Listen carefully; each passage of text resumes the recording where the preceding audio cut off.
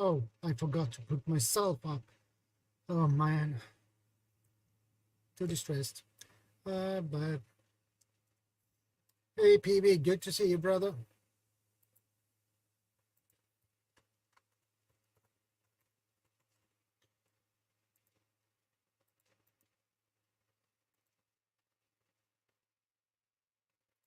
There you go, buddy. Um, Feel free to join me.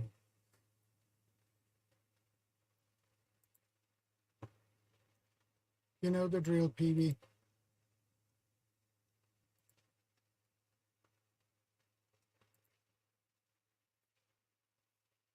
And that is good that the audio is in order.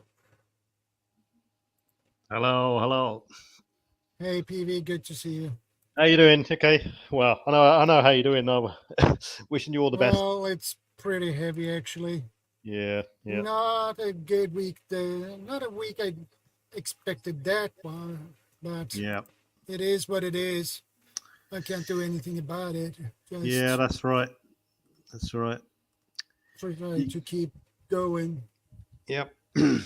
Plow through, and yeah. So, how's everyone else doing there? We got we got here. We got Southern Tier Prepper. Good to see you, Callan Strain. Tuck by V. Tuck Yep. by V. Top Barry. Tuck by V. Oh, we got the good old faithful. Where is he gone? Oh, missed him. Rebel Cannons is going to play the replay. So, hello, Rebel Cannons, if you're watching the catch up. So, nice one. Yeah, it's a good. The weather's actually finally improved here. We've had we haven't had a week's worth of rain this time. We've had a couple of days of good sunshine actually. Yeah, today, Wednesday, Thursday. Let's select Jepson. Hello. Yeah, since Wednesday we've had like good to see you, Nick Muller. How you doing? Always good to have Nick in the audience. Yeah, we've had some decent sunshine and temperatures here for a change. It's a bit of a shock to the system actually.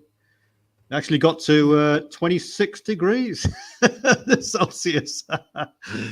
Oh God! Okay, that must be a record for UK. Grab it while you got the chance. That's the key thing. Yeah. So yeah, we've been prepping every day really. Every day is a prep day. Whether it's checking things, thinking about things, researching things, watching for the monitoring, the signs of the threats you're based with, all this sort of stuff. Yeah, Kellen, 26 degrees of heat wave for us. That's Celsius.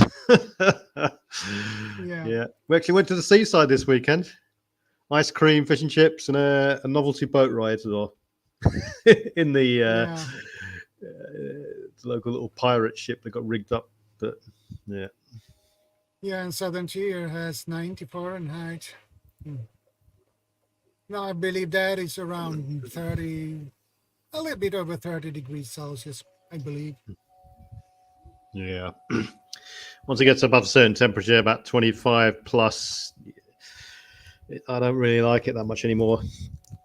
I spent too many days in hot countries. I just can't do it anymore. I prefer the anything less than 15C will do me.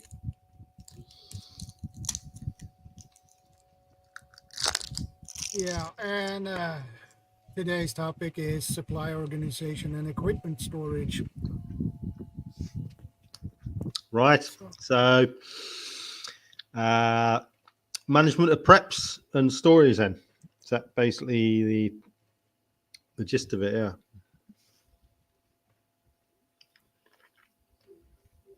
Southern Tier says, my Scottish Norse blood hates this heat. I bet it is. Yeah.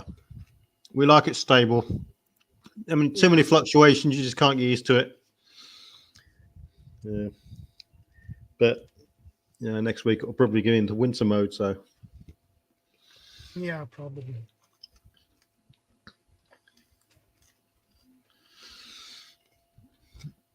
So preps,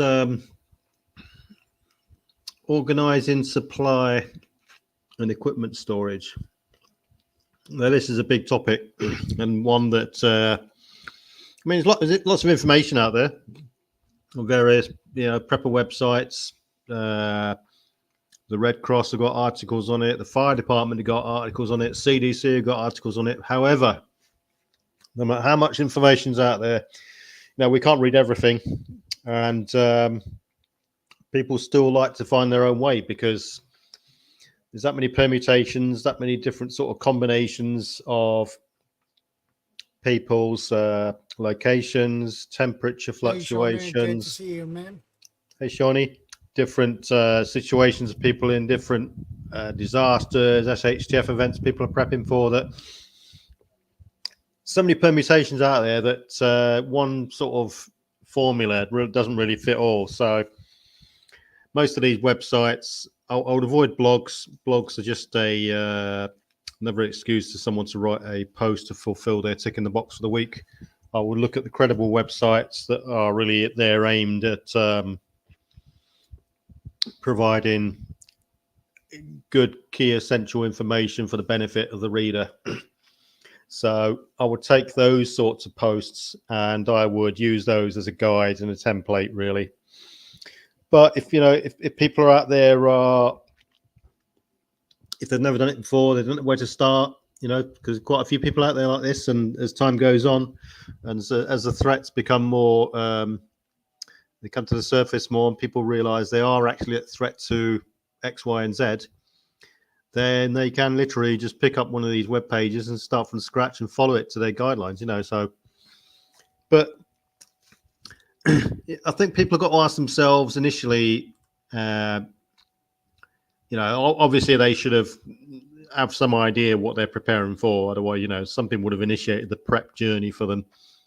So, you should ask sort of questions like, how should I store my preps with my normal gear that you use every day? Should you, how do you use it? How do you rotate it?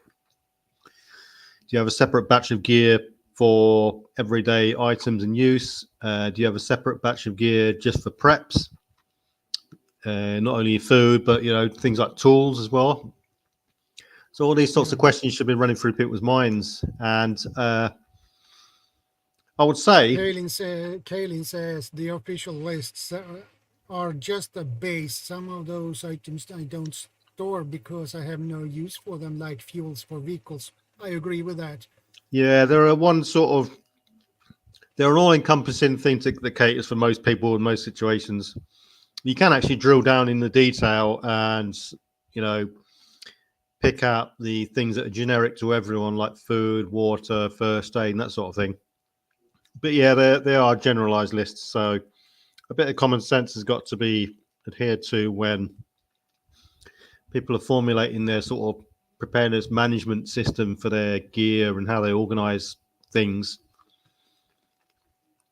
Some tier preppers says, in our house before it was destroyed, I had preps hidden and organized in places my husband didn't even realize. It wasn't until we had to move everything out that he found out what we had. Yeah. Oh my God, that sounds like a nightmare. Well, that is good hiding spots. If not even the husband doesn't know. Well, this is the key thing. If you're going to, as a family unit or a group unit or whatever, if you're going to have preps, then you should not keep it a secret from everyone else because of that exact sort of scenario. I would suggest that, at least the key stakeholders in the group, family or whatever, knows where it is. If you have 2.4 kids and a dog, for instance, then the parents know where it is. Because if the kids start to find out, there's like 3 years supply of sweeties hidden in the box in the corner in the garage, they're going to start raiding it when you're out. This sort of scenario. And likewise, if one of you gets taken out, killed, injured or whatever, and they're the key sort of knowledgeable person that knows where all the stuff is, then everyone else is hunting around unnecessarily for the items that are needed. And yeah, Tuck by V says, yeah, that happens easily in a small house. And that's right. That's true. So you've got to adapt it to your own sort of situation, threats, abode, etc., etc. But And it depends on the layout on your house, apartment. yeah, It matters. a bit of You creative need to thinking. take that in consideration. Yeah, exactly. But you can get creative. Like I said, as long as everyone knows and all the key people know where the stuff is, you got some idea of how long it's going to take to crack this sort of stuff out, how long it's going to last, etc., etc. Who's going to be the key manager of rotating this stuff? Yeah. Yeah, because it's easy to just go out, buy a load of gear, buy a load of food, store a load of water, but the actual stuff needs managing, and it actually needs managing quite well and quite closely, because it doesn't take a lot for things to get broken, deteriorate, split, contaminate other things, and so on and so on. So, And Southern Tier has a good point here. It was just the extra stuff. I'm in charge of food. He's in charge of tools, metals, etc. He would have found them if anything had happened to me. Once he actually had to move any furniture. So, right. Okay, it's not much of a problem. I mean, the other question that this poses is, can you have too many preps? And it's a bit of a double-edged sword. On the one hand, you could say yes, you can have too many preps, because you start to forget where things are. You need something. You need a hand tool, for instance, screwdriver, or a specific screwdriver. You can't find it, so you just go to your go-to tool, whether it be a Leatherman, Swiss Army knife, generic screwdriver, or whatever. 3 yeah. weeks later, you actually find the actual tool you're looking for. We've all been there.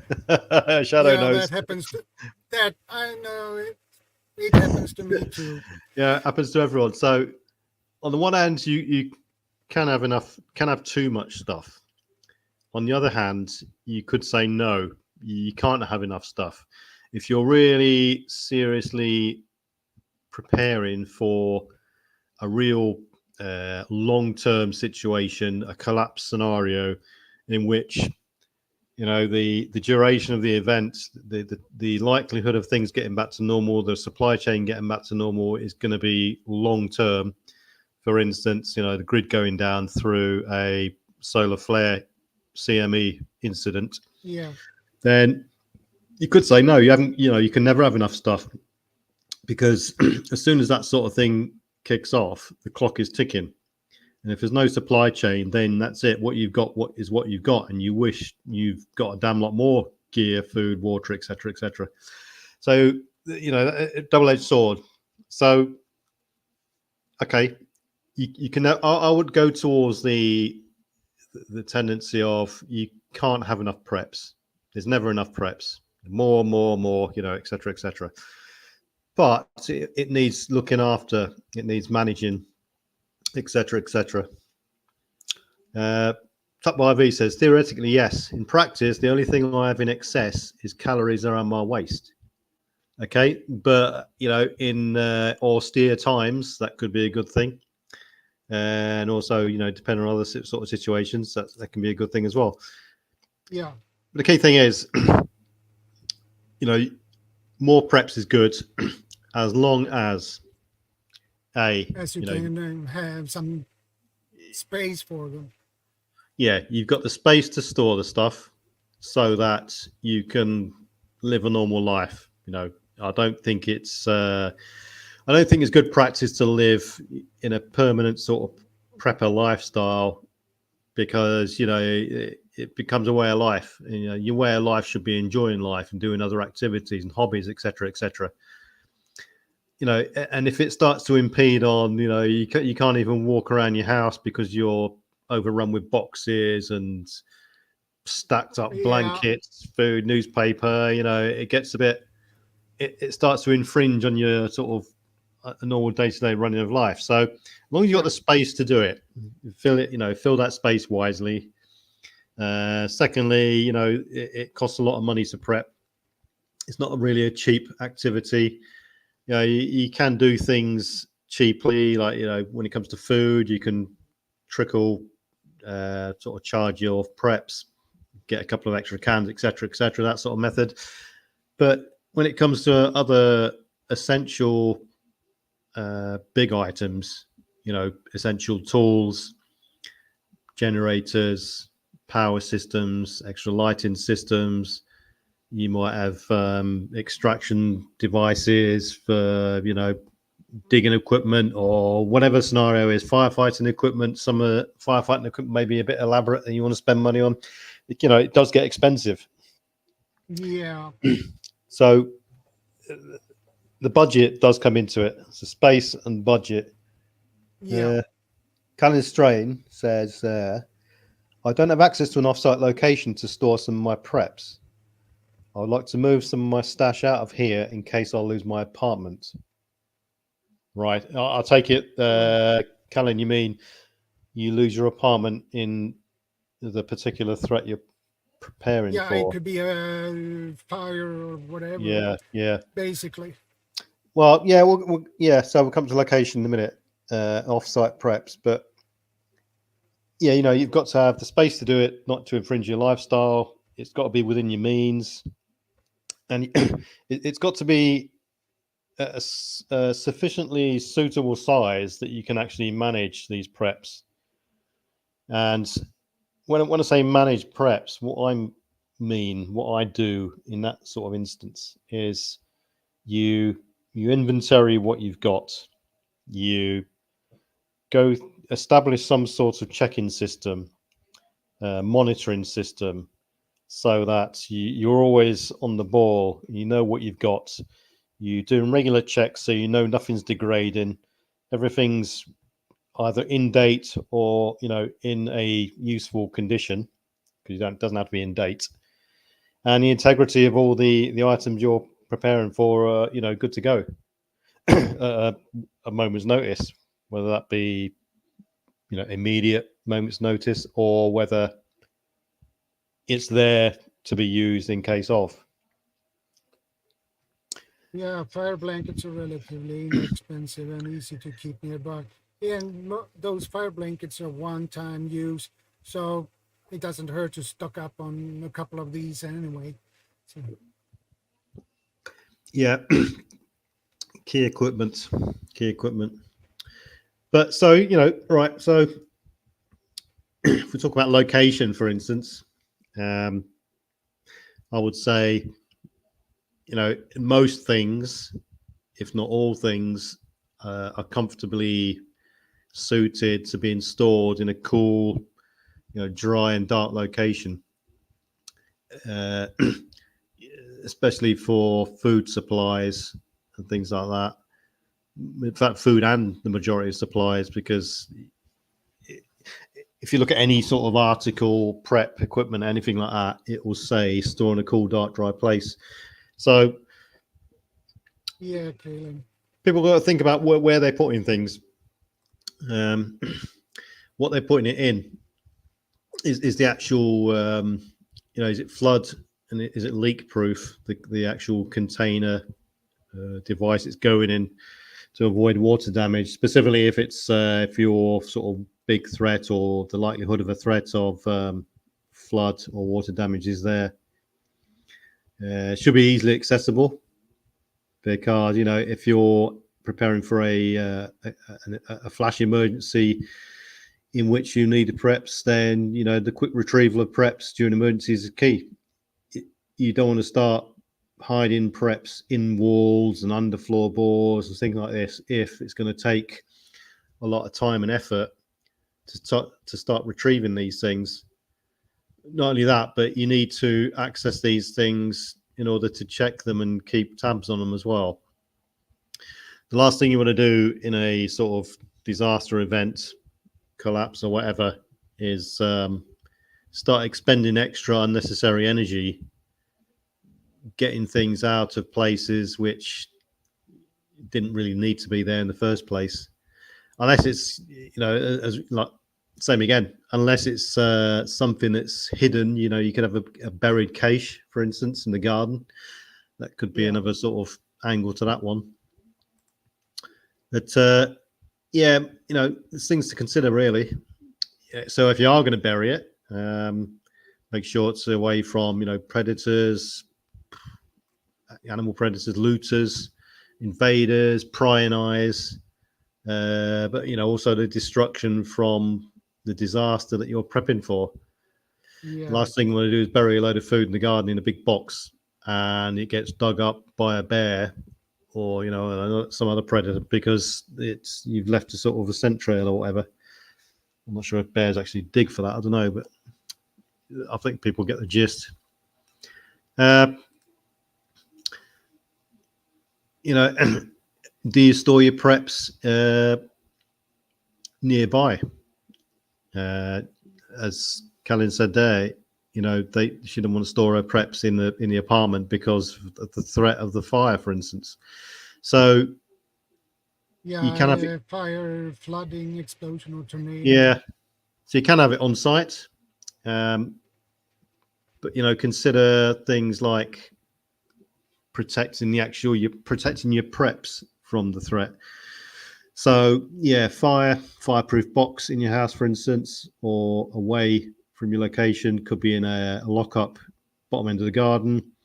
It could be in a secure storage facility at the other end of town. But, you know, there's other factors involved. You've got to get to the preps.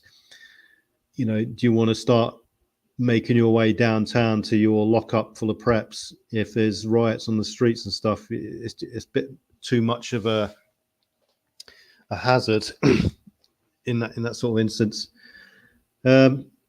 Flooding, you know, all your documentation, stuff like that, it should be in a waterproof container if it's on site and in the threat zone. EMP threats.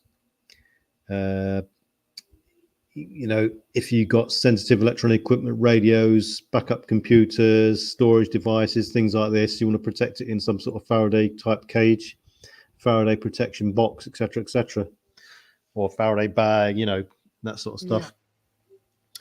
And then consider, you know, the stability of the environment you're in. If you're in a temperate zone, then especially if, you know, hit things like in Britain, for instance, we get big temperature fluctuations all the time. You know, one day it could be blazing heat in the summer, 25 degrees. Next week, it could be down to 10 degrees C. And that big temperature fluctuation can encourage things like condensation, which will make canned food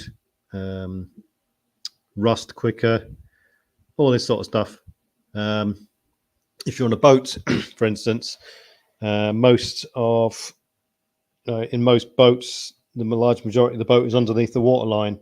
And if it's like a steel hull boat, then that'll always be cool, a lot cooler than the rest of the boat. So, you know, you can have if you got prep items like food stored and stacked up in one corner, and this applies to any location really, not just boats and stuff. You know, the bottom of the boat, because it's underneath the waterline, it could be, say, 10 degrees Celsius. And if it's stacked up to the ceiling, the top of the ceiling could be 25 degrees Celsius. It's a massive temperature difference. Yeah, so, it is.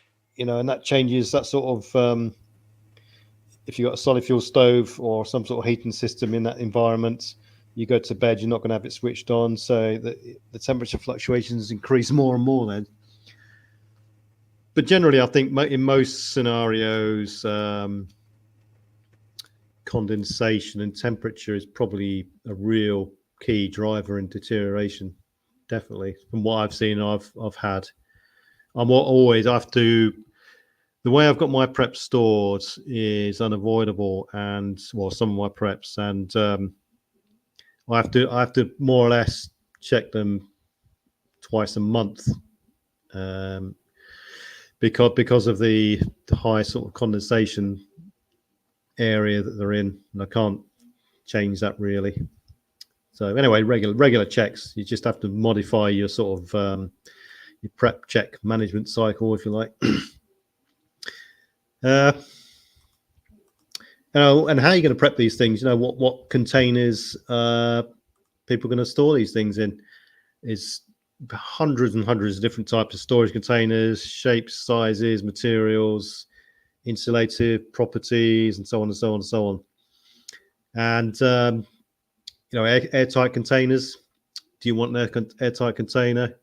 Good for food, good to prevent spillage and spoilage and things like that. Stackable bins, they're good for maximizing space and visibility. In fact, one of the best methods of prep storage I've seen, and it's a simple system, was the Urban Prepper. Yeah. He's got a load of preps on racking, and they're all in these nice sort of storage boxes, stackable. Each storage box has got a different color lid, and he's color coded all his boxes. Yeah, red for first aid, blue water, and etc. Yeah, that's a good idea. That because it's immediate sort of go-to indicator of what's in what. And the thing is about preps like that you can go straight into them and see, open the lid, and you can just immediately, it doesn't take long at all, empty the box out or go through the box, and you can check quickly as to the efficacy of the integrity and all the dates within that box. And you can do a box a month if you've got 12 boxes. And just rotate that way, and makes it nice and easy. They're well protected, away from pests and rodents, that sort of stuff. It's a good, simple system. And I think he demonstrates in one of his videos, how much do you actually need. I mean, he was indicating that he was preparing for a short-term event like an earthquake and stuff like that, which on the big scale of things is a sort of a localized short-term threat. So Hugo Homestead, hello. Yeah, she come back. And so stackable stuff. Make sure the containers should be durable. They should be sturdy enough for heavy items to be stacked on top of them, because if you got 5 or 6 boxes on top of each other, the accumulation of weight on the boxes does take its toll. A lot of people like to use the food grade buckets. They're good, nothing wrong with those. I've got some of them. I find that what I do is I put I write on the top of each container, whether it's a storage box, bin, or a food tub. Hey, Slippery Pickle. How you doing? Yeah, I'll put on top of my boxes and stuff like that, storage bin and so on and so on. Just a generalized. Hey, Kevin, good to see you. Hello, Kevin.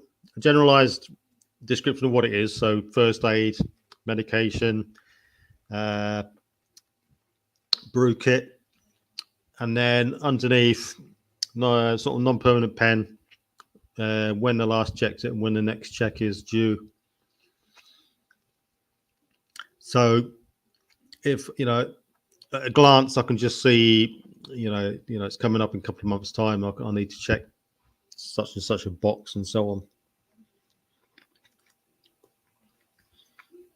Putting together new shelving for preps, just got off Amazon online sale. Good. That's awesome.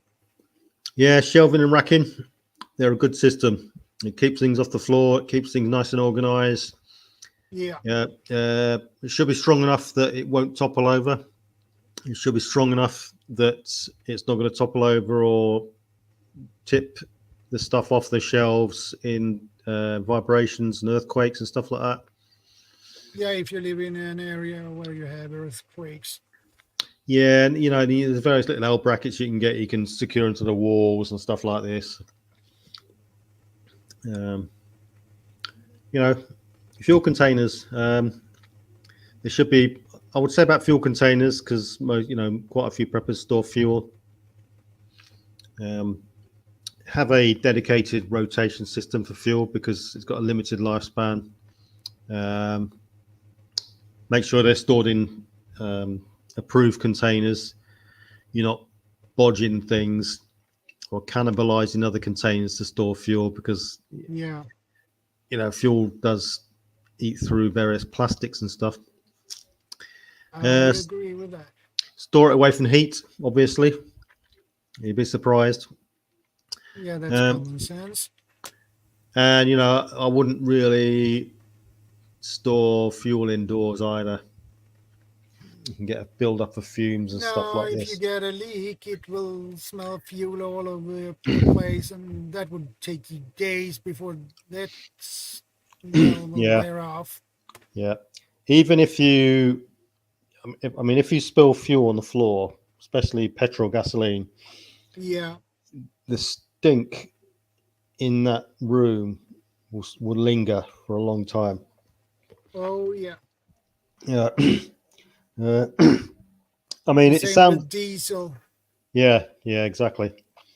It sounds simple, but it's amazing how many times people fall foul of this stuff. It's mainly people that aren't preppers, because most preppers would have thought about how they're going to store their preps, how they're going to manage their preps that they've just spent a load of money on. It's mainly the people impulse buying on the first hint of something going wrong. If someone starts saying there's going to be a shortage of petrol, gasoline, diesel, or whatever, there's a big rush to the petrol stations.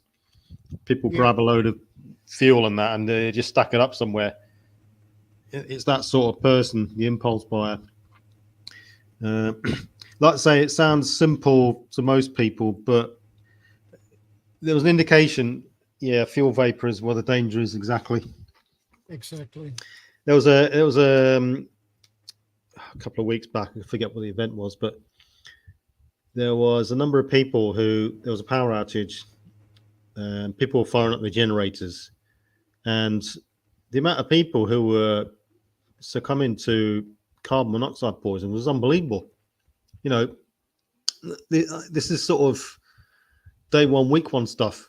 It's basic safety, and people were still doing it because these people, the impulse buyers, who aren't normally preppers, they panic at the first sign of any sort of trouble or any sort of outrageous article in the newspaper.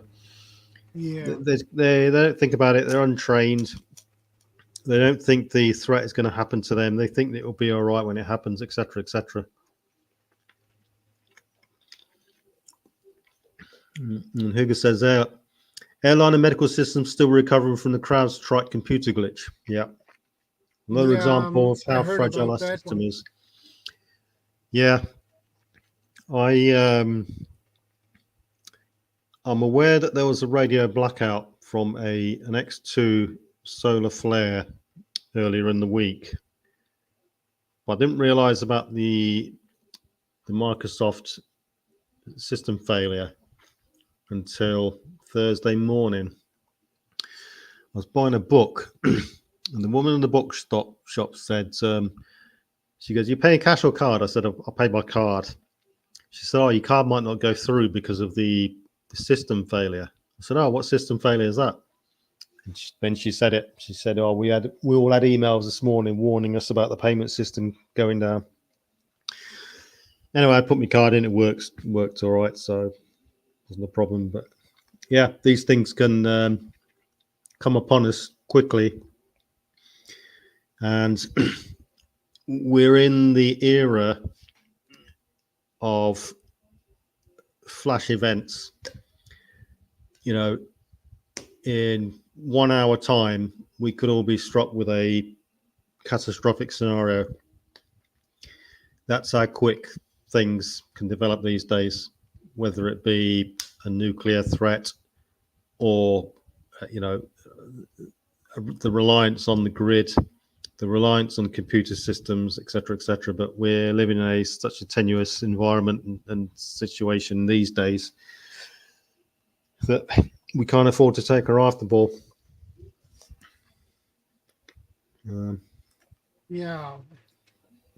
I agree. And the problem, if something happened, it happens quick. No, it does not sneak in. It doesn't do that. It happens in some seconds. Yeah, I like to look at two things in two different ways. I like to look at the slow burn events, which you can Yeah, see coming, which can be just as bad because people just succumb to normalcy sort of bias, and the quick flash events as well. So yeah, that's right. Airline flights are still messed up. System went down and back up again in a day, and taken several days to recover. The supply line could go out quick. yeah, I agree with that. Definitely. Yeah, I've been reading reports about there's quite a few flights, hundreds and hundreds of flights that have been disrupted because of this sort of failure. Whatever the failure is, or whatever the cause was, we'll never know. But they're telling us it's some sort of security issue. But never mind. So yeah, storage containers. I'm a big favourite of cans, but yeah, another one is ensure your preps, or ask the question. Depending on what situation people are in, can the preps be transported easily across? Can you cross load them onto a vehicle and back easily and quickly? Yeah, It could be fuel, food, water, gear, etc. Because if your part of your plan is to move, get out, evacuate, or whatever, you want to probably take as many preps with you as feasibly possible anyway. as much And as you can fit in the car. yeah, that's what I do. I make sure all my preps are in some sort of box or container so that I can quickly just pick up the whole box, put it into the van, and that's it. It's in. I'm not sort of forming a chain and handballing bags of cans or all loose items down the line and doing it that way. It just takes too long. So yeah. Yeah, and who gets asked it's taking so long to get back to normal? Imagine a supply line interruption, need to have stock in just in case. And I agree with that. Today things take a long time to get back to normal again. Yeah, things these days are so delicate. On the one hand, there's too many single points of failure in a big system, such as the Microsoft one we just seen. Yeah, And secondly, things are overcrowded, overrun, and fragile, like the road system. I mean, here in Britain, only take one event, one accident or someone broken down the side of the road, and the disruption that causes is unbelievable. You're talking, hours of tailbacks in some cases because one person's got a puncture, or this all stems back. The infrastructure is struggling to cope. yeah. We've got on our motorways now, on the large majority of our motorways or freeways or autobahns, whatever you want to call them, we don't have a lay-by anymore. We don't have an escape lane. We don't have a hard shoulder. They're now designated as an extra driving lane, which is super dangerous. There's been numerous instances where people are driving along in that lane. Someone's broken down. They've ran on the back of them, and a pile-up is caused. But the key thing is, most things nowadays are so fragile. They try to trim things down to such an extent and trying to make them efficient and all this sort of stuff that, one event and the whole house of cards comes tumbling down. Just like a couple of years ago when the big supply ship was stuck sideways in the Suez Canal. That Oh was yeah, that yeah. one. Yeah, Yeah, I huge remember that disruption. one. One vehicle, huge disruption, huge effect. So, And we have Uncle Al. Uncle Al. Good to see you, brother. Now, Uncle Al's got an interesting. He did a video a while back, Uncle Al, about. I don't know if he comes up here, he might talk about it. Well, I'll give him 5 minutes. Yeah, Uncle Al's got some good little ideas there. Other types of storage containers. You can, vacuum packs. You can vacuum pack some of your preps, your clothing, and that sort of stuff to increase the space you've got to store things. Yeah. It protects it from things like moths and stuff like that. Also remember Canadian Prepper's bug out roll that he was touting. I don't know if he still sells it. He probably still does. That actually was a good little idea. It reminds me of what we used to use in the army and we still use is the weapon storage rolls. And you put something like 10 weapons in this canvas roll. You roll them up, do the straps up. Hey, Peace Journey. Good to Hey, see Peace you. Journey. And then they're well packaged for transit. But yeah, the Canadian Prepper bug out roll was a good little idea. And it's things like that which inspire other people to think about preps and, pushes things forward for new sort of ways of storing things.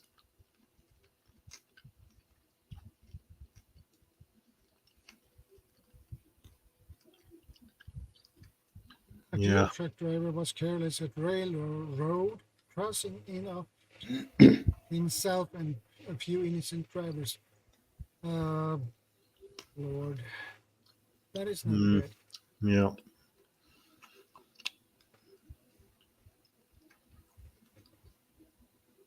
Yeah. Yeah, supply chain is really fragile. There's a couple of videos that Uncle Al did about he had a suitcase with wheels on that you can pull behind him. So luggage with wheels, and in there he had loads of dehydrated food. So hey, Prepper for the Ages, good to see you. Hey, man. Prepper for the Ages. So I thought it was a really good idea because you can carry a lot of stuff, condense a lot of preps down into one sort of small unit, and it's lightweight. So you can just carry it along like another piece of luggage. All you got to do is add water, find the water to do it in. And, if you have to go to a motel or anything like that, fine, whatever, water isn't going to be that much of an issue. Yeah, I thought that was a very good idea, Uncle Al. And Uncle Al has good ideas. Another good one, which I used to use, we've still got a couple actually. I found this out in Afghanistan, was you get these little, they're like canvas containers, if you like. You hang them over the back of a door, and they're designed to hold shoes. They're very good for storing all amounts of preps at hand.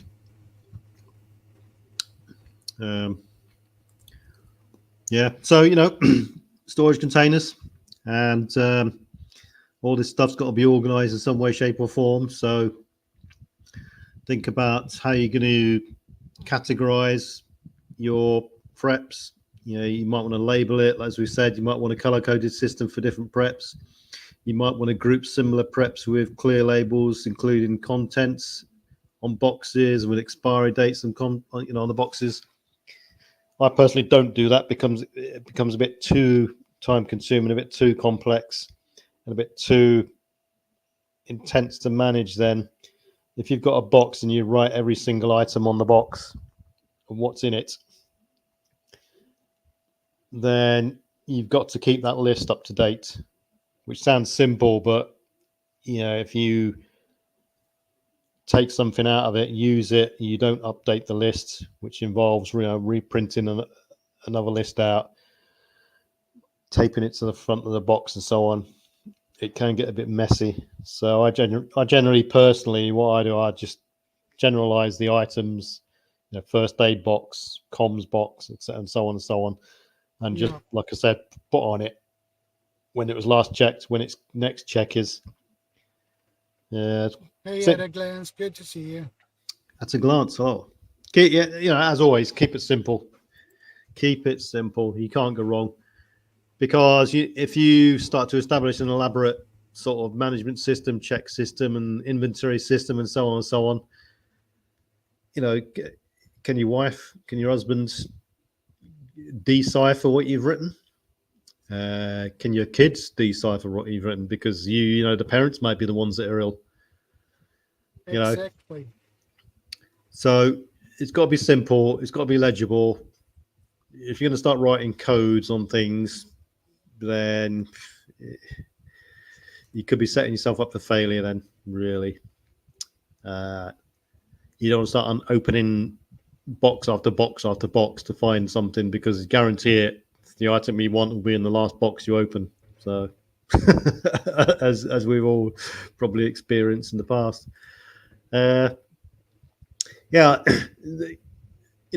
are categories of preps. Computer programs, there are categories of preps in which you could start to segregate things. Consumable items, for instance, food is a classic one. Fuel, first in, first out method. Everyone should be familiar with that. If you're storing, if they're not, the simple method is you buy 10 cans of beans on week 1, you put them on the shelf.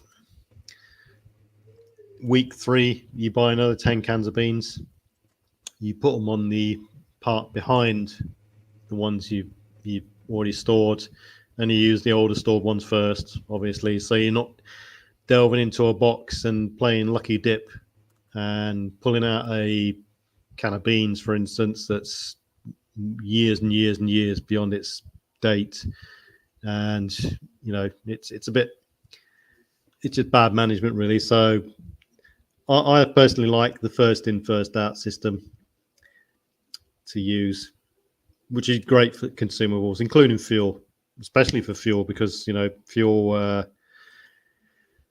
these days isn't as long lasting as it was a while back. And you should be organized, and you should be located in such a way that your regular checks and your management checks can be carried out easily.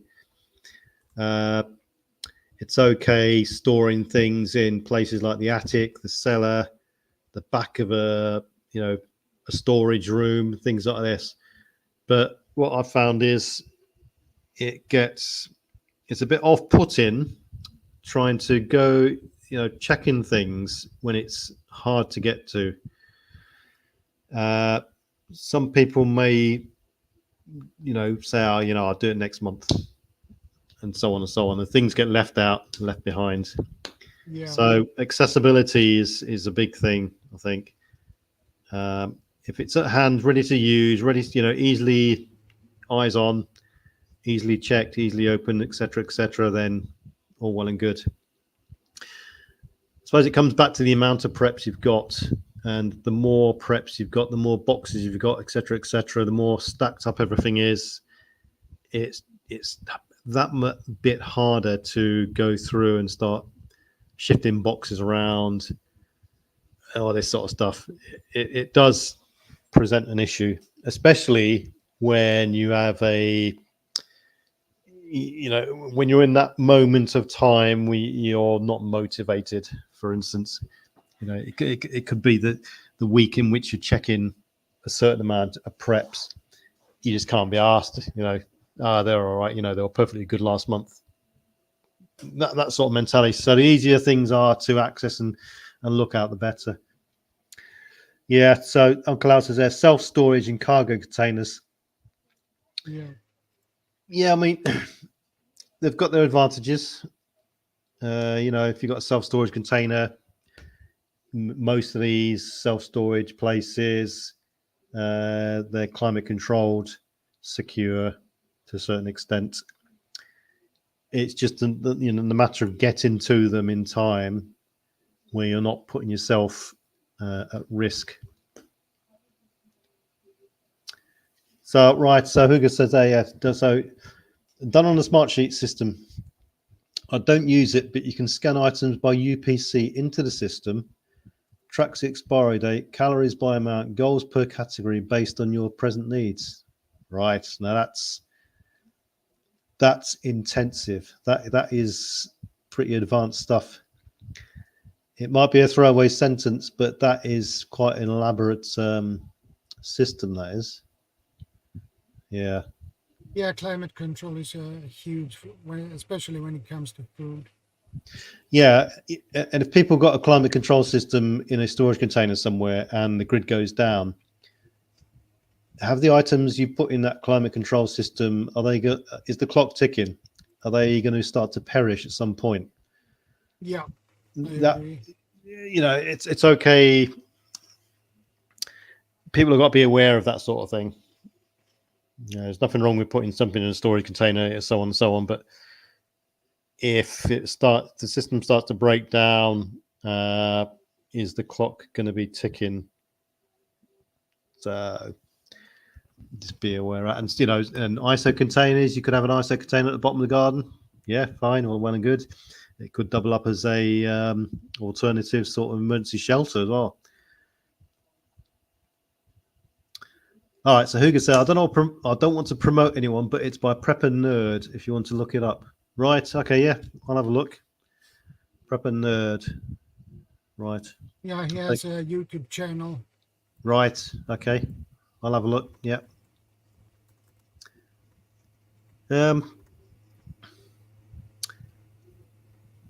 Yeah, so, I suppose it all comes down to how are you going to inventory your preps? Yeah, you could go down a computerized spreadsheet, as has been said there. Go for an elaborate scanning system like the UPS system that was said there, which is great for analytics and filtration of information, and you get the wider scope of stare of information. You can start analyzing. You can start digging into the details then of various bits of information on your preps instantly. You can filter out how many cans of spam you've got, how many tins of beans you've got, and all the run out dates and etc., etc., etc. But all well and good, fine. I would pose a couple of questions in that scenario. Are those preps, or is that management check system still going to be working if the grid goes down, or you lose the digital information through an electronic event, or is it just for pre-prep scenarios? Personally, for me, I like them written on paper, and I have a simple rotation system. Every month, I check a different item as well as food. So the food always gets checked every month, and the other items get sort of staggered throughout the year. So 3 times a year, for instance, I check batteries and comms equipment, for instance, and things like that. So they're all done regularly. But yeah, there's nothing wrong with putting on a spreadsheet. The availability of electronic systems nowadays and the robustness of them can be quite good. You might have a spare, as long as they're updated. If you've got a duplicate system on a spare computer or a spare tablet or a spare phone, you put it into your EMP storage box or a prep box. All well and good, as long as you're updating that as well as the working inventory as well. In the past, I've seen people, and what I've used myself is just use some sort of paper system. I've always found works for me, but it's really up to the individual then. Write it down on waterproof, robust paper. and then you can use it like an old sort of one of those big old log books. But yeah, that's quite a simple method. Or some people don't even need or have a paper system, any sort of digital spreadsheet or anything like that. They'll just put it all in a box, label the box up first aid, or label the box up canned food, or label the box up freeze dried food or MREs or whatever. And every month they'll just go through and just check each box. Nothing wrong with that, It becomes a bit more complicated the more stuff you've got. I think if you've got a larger family, you're part of a prep group and you're sharing resources and stuff like this, can get a bit more difficult. Or if you've got to justify your preps to someone, if you're part of a group, for instance, and you have to show that you're checking things and looking after things and managing things on behalf of someone else, then you probably need sort of evidence that you've done it and so on. Yeah. Kaylin says cardstock paper is thicker than standard paper. Another thick paper type is braille paper, designed to take impression of the dot patterns. Right, that's a good idea. So braille paper. So, that's interesting. That is. So it was that there, Callan. So Callan, is that does it come in? Is the braille paper like blank, undotted, and people buy it to put it through a braille machine that puts the dots in? Yeah, I think that is what you mean. Right. Oh no, I've never actually seen that. I'll have a look for that. I'll write that down. I didn't know that either, but I'll have a look on Amazon if Amazon sell it. Yeah, they probably sell it. Yeah, that's a good one. Definitely a good one. And Uncle Al, unfortunately, says I have Bell's palsy. Trying to keep food in my mouth. Right. Well, hope you're well, Uncle Al. Keep going, speedy recovery and all that sort of stuff. Hugo says, I use wipe-off marker on my chest freezer. That way I don't have to open it to see what's in it. Right, yeah. Okay, yeah, so that's another good idea. Yeah. We used to use things called Nyrex folders. We used to write down notes and details and information using permanent pen. And we used to just wipe it off using various things like a thing called Duraglit, which is like a cotton wool pad soaked in Brasso. Or people used to use nail polish remover, or they used to use a spray deodorant can gets permanent marker off as well. Hey, Venerable Owl, good to see you, brother. Hello, Venerable Owl. And Kaylin says, yes, you can get a ream of 500 sheets per box. You can get it from organizations for the blind that has shops. Right. I will look for that and have a look. Yeah. Good one. Yeah. Paper's okay. It's good for long-term stuff and stuff like that. Yeah. I at the moment use waterproof paper as well. Yeah.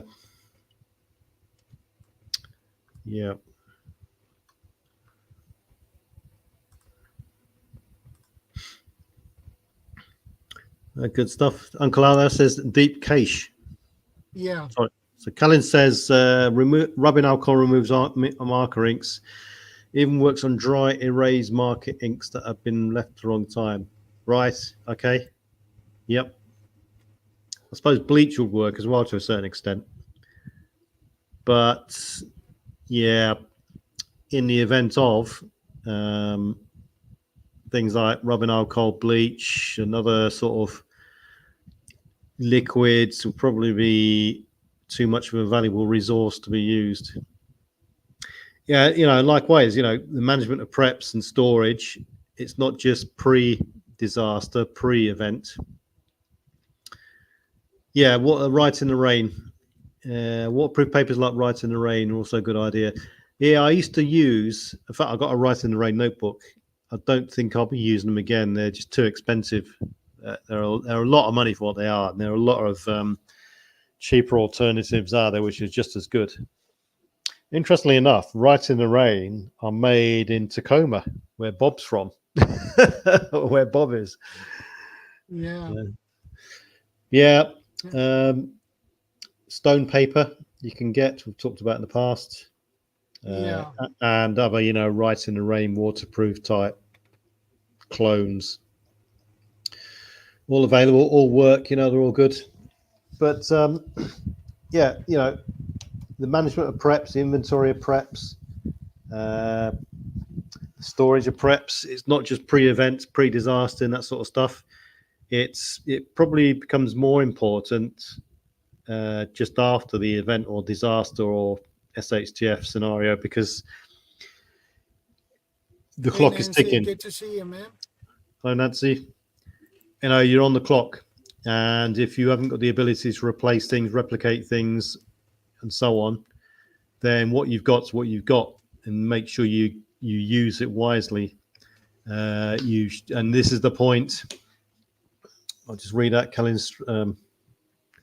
I'm saving my waterproof notepads for emergency use. Regular paper is for daily use.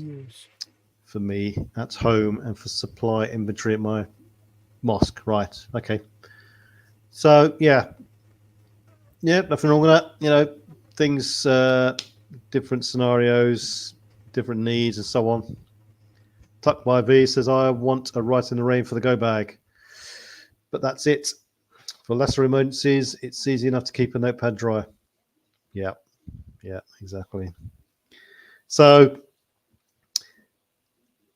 after the event, right, just another one, Hugo. I like clear containers, like shoebox size. Easier to stay organized when you can see what's in the box on the shelf. Yeah, true. Yep. I've got a number of transparent containers. I've got a load of black storage bins as well. In fact, that's an interesting key point now, because not only the material of the box, but the color of the box can make a big difference. If you got something stored and the sunlight comes through the glass and hits the box at various times of day, morning or evening or whatever, and it's a black box, that can heat up a lot more and radiate that heat through quicker than a transparent box or a white box. And you can actually when you talk about managing preps and what's in the boxes, think about that sort of thing. You can even line the box with some sort of insulated material to protect it from extremes, extreme fluctuations of temperature and so on. Oh, we're onto notebooks still. You can even put the little notepads in those waterproof foam bags, or a quality Ziploc bag, or a beverage bag from a US or Canadian ration. Yeah. Ziploc bags, they're great. You can store loads of stuff in them, slide it across, done. And they're relatively okay for, as far as they're splash proof basically. But yeah, they're good. They're good for as alternative map cases, alternative notebook protectors, and so on. So yeah, they are good. Our treasured home. Hello. Yeah. So that's Nancy. Oh, right. Sorry. Yeah. Well, I can say the management and documentation and inventory of preps shouldn't just be for pre-event scenarios. There should be, more importantly, after the event as well, because you want to, what you've got to what you've got. The clock's ticking. You may not have the opportunity to go out and gather extra supplies. So you want to then, hopefully you should have done this beforehand, and this is all part of people's sort of prep management and prep thought before, is how long your prep's going to last. It is a big difference between saying, 5 gallons of water per person, a gallon of water per person a day, for instance. So, we'll have 10 gallons for 10 days and so on. There's a big difference in that, and there's a big difference in knowing that that is the last 10 gallons you've got. So having some sort of thought process as to about, rationing food or water when you need it, when it comes to the crunch, is key as well. So you've got to be on the ball. And if you're in a big group or a big family, you want to keep tabs on that in case someone is sneaking around in the middle of the night, stealing things out of the food stash. And then you can tell if things are going missing, if the plague of rats is starting to suddenly eat the bottom of the boxes and tucking into your flour and oats and all this sort of stuff. So Yeah. So keeping tabs on things after the event is just as important. Definitely just as important. And that falls in. I watched a YouTube video today, Right. and it was reliable preppers on Prepper's channel. Right. Yeah, I don't remember which one of the videos it was, but he mentioned you can create spaces in a simple bookshelf you have. You create a full space in your bookshelf. You can store your preps there and hide it there. Right. So and you can do the same with the kitchen drawers.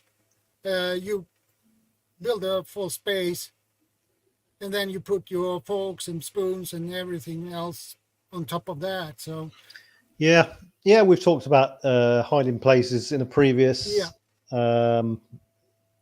episode. If anyone wants to check that out, you could be elaborate as you like and secretive as you like, and there are numerous places and methods and sort of ways attics, basements. Yeah. Especially if you have a house, it is much easier. So you can create more space for your preps. Yeah. But as we said, these things have got to be accessible. They've got to be able to be checked. They've got to be able to be managed. I've found that things start to break, things get spilt, things get broken. They don't just break or spill on their own. They all start to break and spill and degrade and break down when you move things around, disturb things, getting them out for checks. So the less of a disruption you can make when you're checking things, the better. If you have to start, I don't know, taking bookshelves apart, or peace. Take care. Yeah, no worries. Peace, brother. Peace journey. Have a good one. If you want to start dismantling things and remantling things, reassembling things, because they're hidden just for a check, you can imagine after 10 or 20 checks, you're starting to unscrew things, take things apart, or strip things down. It's going to start showing and having increased wear and tear on that sort of location. So another double-edged sword, really. Again, keep it simple. I think personally, the simplest method is to have a load of color-coded boxes, generalize the contents on the outside of the box when it was checked, when next checked, and keep them in a location where you can access them easy eyes on, and they're quick and accessible, so you can take a box, lift it up, whack it into the back of a car or vehicle and go. That for me is my best option. Anything else you start to bury in the ground, hide, put in other locations, I would say, be prepared. That sort of item would be an expendable item that you should be prepared to lose, really. Yeah. But it's something else to consider, I think. Yeah. Yeah, I agree with that. Yeah, you need to remember where you buried your cash too. Yeah, you don't want to start having pirate maps with X marks the spot 5 paces Yeah. from the palm tree sort of thing. 5 paces Yeah, east, and and put a couple of skulls there to scare people off. yeah. I mean, our cats died a number of years ago now. We buried them in the garden, Yeah. and I know where they're buried.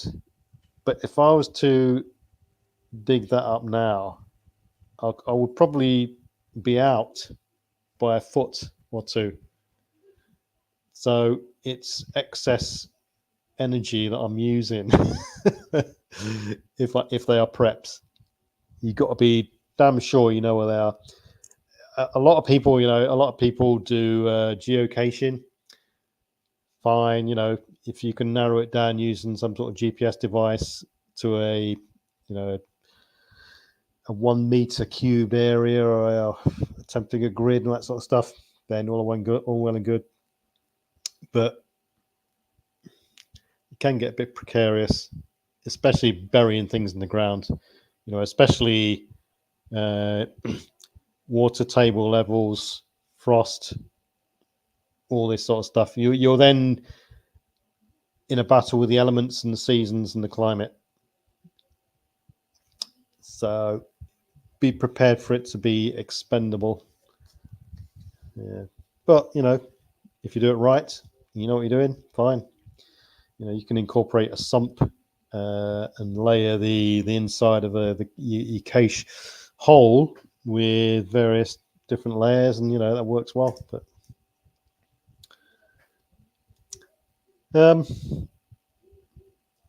I think when it comes to storage and management of preps, maybe people should consider categorizing their preps into a sort of a pyramid style system in which you've got the basics on the bottom, like food and water, and you go up the pyramids and the more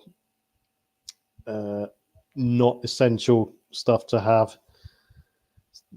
A radio might not be essential, but food and water, you can't live without it, for instance. Spare cookers might not be essential, but food and water is.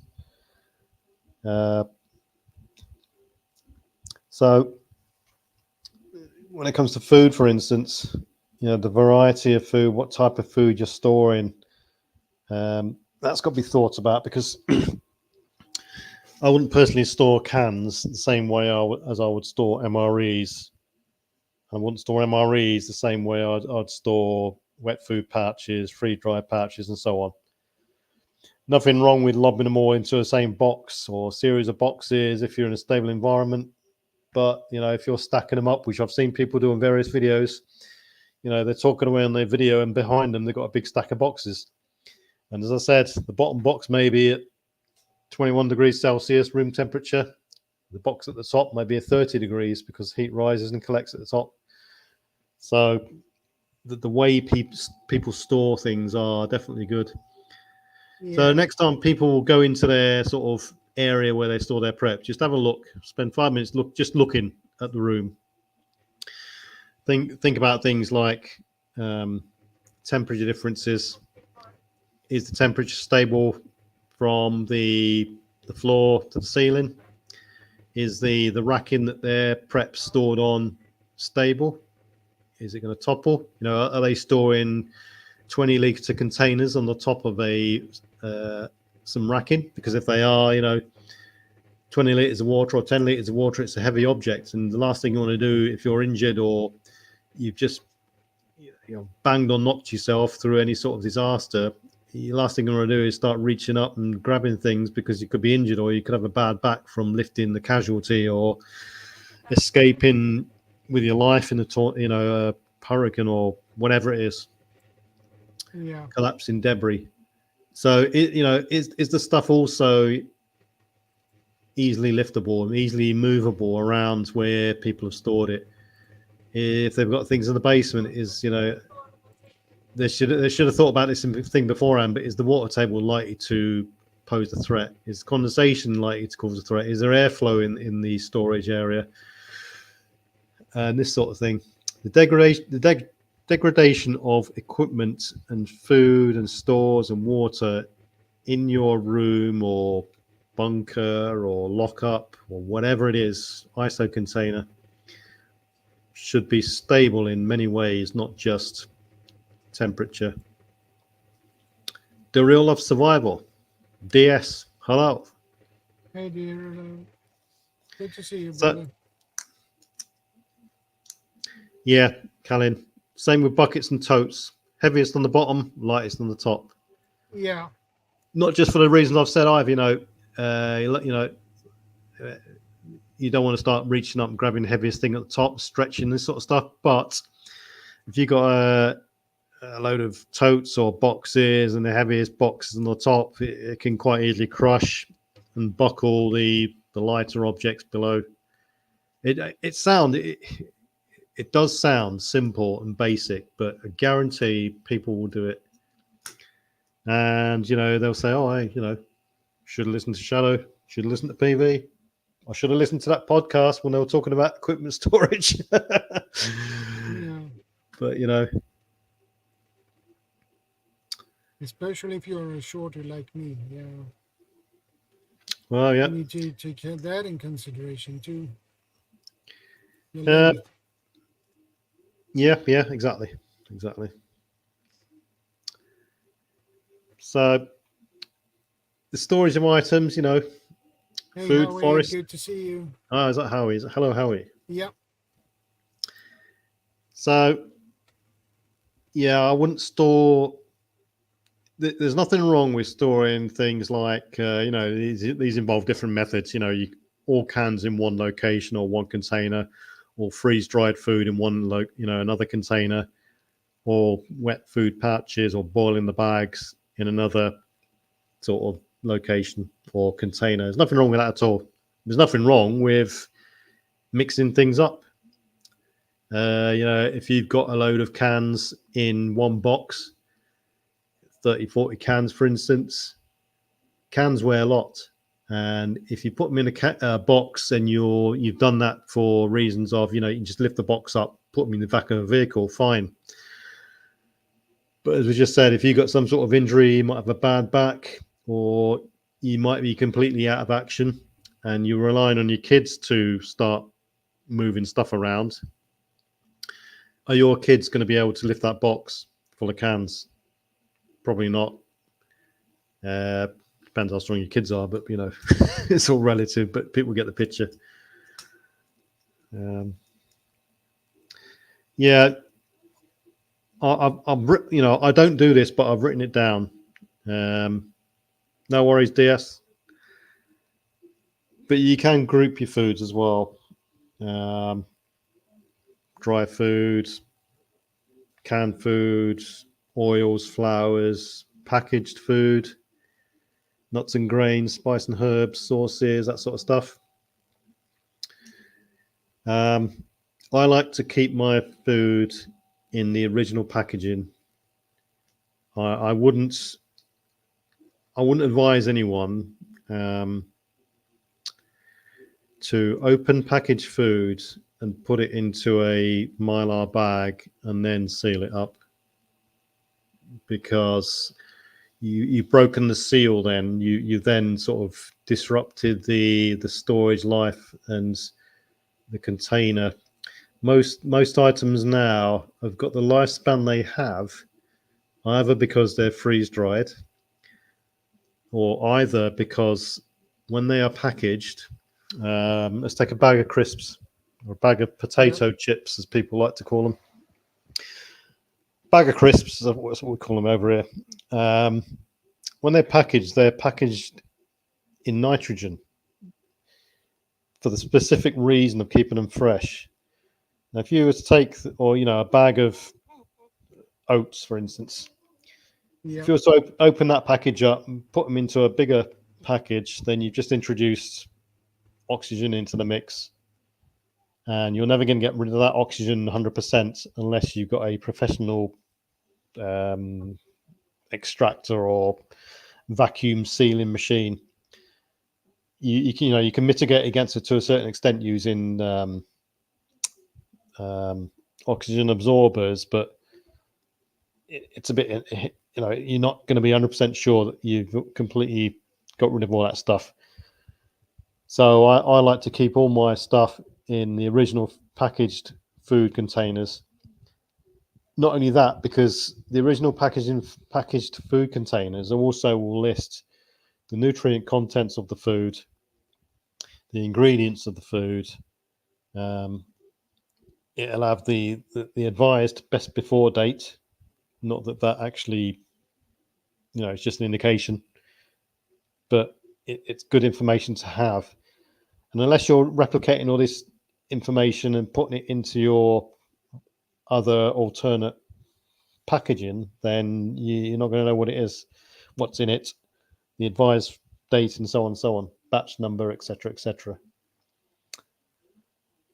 So yeah, I like to keep mine in the original packaged food containers. That includes rice, all that sort of stuff. Keep it in the. I'd rather have a food storage drum full of individually packed rice packets than emptying a load of rice into it. Also, because when it's in a packaged container, you've got a pre-measured sort of dose in that package, and you're only going to be using and extracting that amount. If you've opened it all and put it into a big tub, then if that tub gets contaminated through pests or whatever it is, then you've lost the whole sort of drum, as opposed to the individual items. Right, so Tuck by V says there, I think that's you say your name. I have a few food packaged items in their original sealed packages placed directly into a large Mylar bag. Right, so that's a good idea. That works too. Yeah, that works. Yeah, no worries at all. Is it necessary? Is there a reason why you put it into a bag? I suppose it's extra protection and so on. So, yeah, great.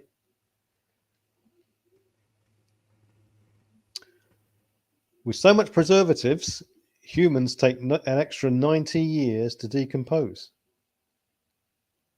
That's not very good, is it? Bag in a bag. Yep. There we go. Yep. Fine. Yeah, I have seen on another channel, I don't remember which one, but they did what Tuck by V said. Yeah, they took a package of pasta and put it in a Mylar bag in the original, and it was still in the original package, so and that works perfectly. So the management of preps, if you are not the one that's packaged it, if you're injured or sleeping or you're out of action through whatever, and your wife or kids have to start delving into the preps, when they come across a Mylar bag, I'm assuming they know exactly what's in it because you've written the contents on there. I think in terms of simpletons, I think in terms of if someone else is going to do it and have access to it and open it, it's got to be damn simple. Hey, almost a Greenacre. Good to see you, man. And it's got to have simple instructions for it. Hello, almost a Greenacre. Like I say, no doubt there's been various examples throughout various other disasters and SHTF events that the parents are ill and it's just the kids that are left, and the parents are, lying in the corner with bleeding out of every orifice and so on, and they've got a high fever and they're just totally non-coherent, and it's up to the kids to feed them. So they're the ones that are going to have to delve into the preps, lift stuff off the shelves, move things around, cook, and so on. So make sure it's simple, make sure it's written down, make sure there's simple instructions written on the things. And when it comes to equipment storage, if you're talking things about generators and fuel and stuff like that, and you have got kids, then write the instructions extensively in, write extensive instructions, but simple instructions. Like the situation we was talking about earlier, this, the sighting of generators and the carbon monoxide risks and this sort of stuff. That is a problem. It's a big problem. You need to have this detectors for those. Yep, have the detectors. Don't store the detectors with the batteries in. Well, you can do, because some come like that, but either you'll be in a scenario where you start hearing a beeping noise and it's in some box somewhere, and you'll start to ripping boxes apart to find the alarm that's gone off, or the alarm could potentially go off at a time you don't want it to go off, and just let everyone know you're still there or whatever it is. At a glance, no worries. No worries, Ada. Take care, stay safe, and God bless, and thanks for stopping by. Yeah, I like to put mine in groups of items. I did have a box. It was one of my first prep boxes, and it was just a box full of everything. So I had a bit of food in there. I had a lantern in there. I had some fire lighting equipment in there. Matches and all that sort of stuff, and lighters and ferro rod. I had a little first aid kit in there, some sanitizing equipment, had some wipes in there, some soap, all this sort of stuff, some water purification stuff. And it was just like a general box. Hey, CR, how are you doing? Hey, CR, good to see you, brother.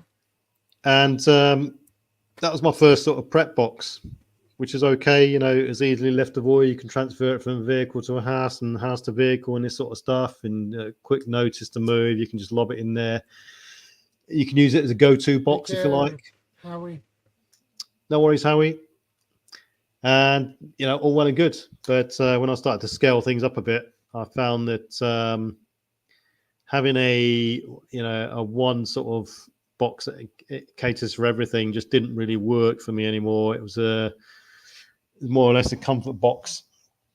So I started to categorize and move mine into a series of boxes. So, I've got a storage area for PPE. I've got a pandemic bag, which I can set up a mini sick room, with gowns in it, goggles and gloves and gowns and all this sort of stuff. Documents, a documents box, entertainments box, an alternative shelter box, tools in a specific place, a power box, and so on and so on. A heating box, a cooking box, a brew box. I mean, it sounds like a load of boxes, but if you organize them correctly, then to look at them, it's quite simple to do. So that's the way I sort of look at it at the moment, my sort of system. Be interested to see what sort of systems other people use in the comments there. But yeah, it becomes, when you get to a certain point, I suppose, it becomes a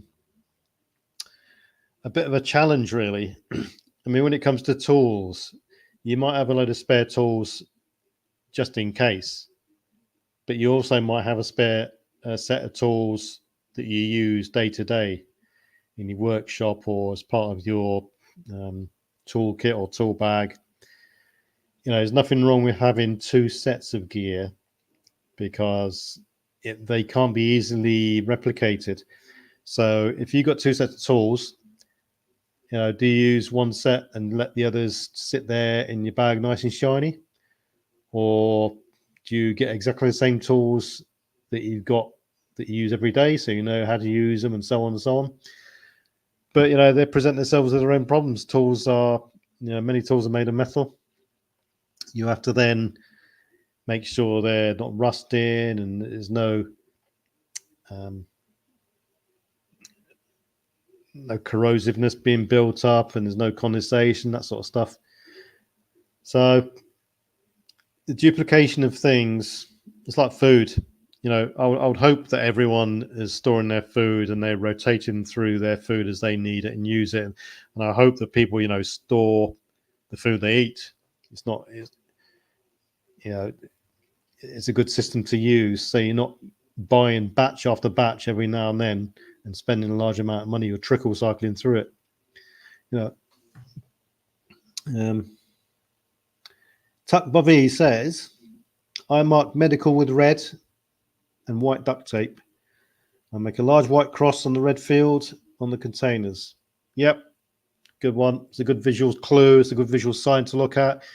Even if you don't speak that particular language, anyone can look at the international symbol of the Red Cross. They can immediately see that it's a first aid box or a first aid kit and so on. DS Daryl wants a link. Shadow. Yeah, I'm working on it. So yeah, you don't have to actually write things down in writing. You can actually put symbols on there. You can buy stickers and stick them on the outside of the boxes. Whatever works. As long as everyone in your group knows and can easily identify the box they want when they need it, fine. Nothing wrong with that at all. So, yeah, food. So, I personally, I store what I eat. I can't do that in most instances because I mainly eat organic food, organic certified food, and you can't get many items in canned format that's organic unless I do it myself, and I haven't got the space or skills at the moment to do my own canning. So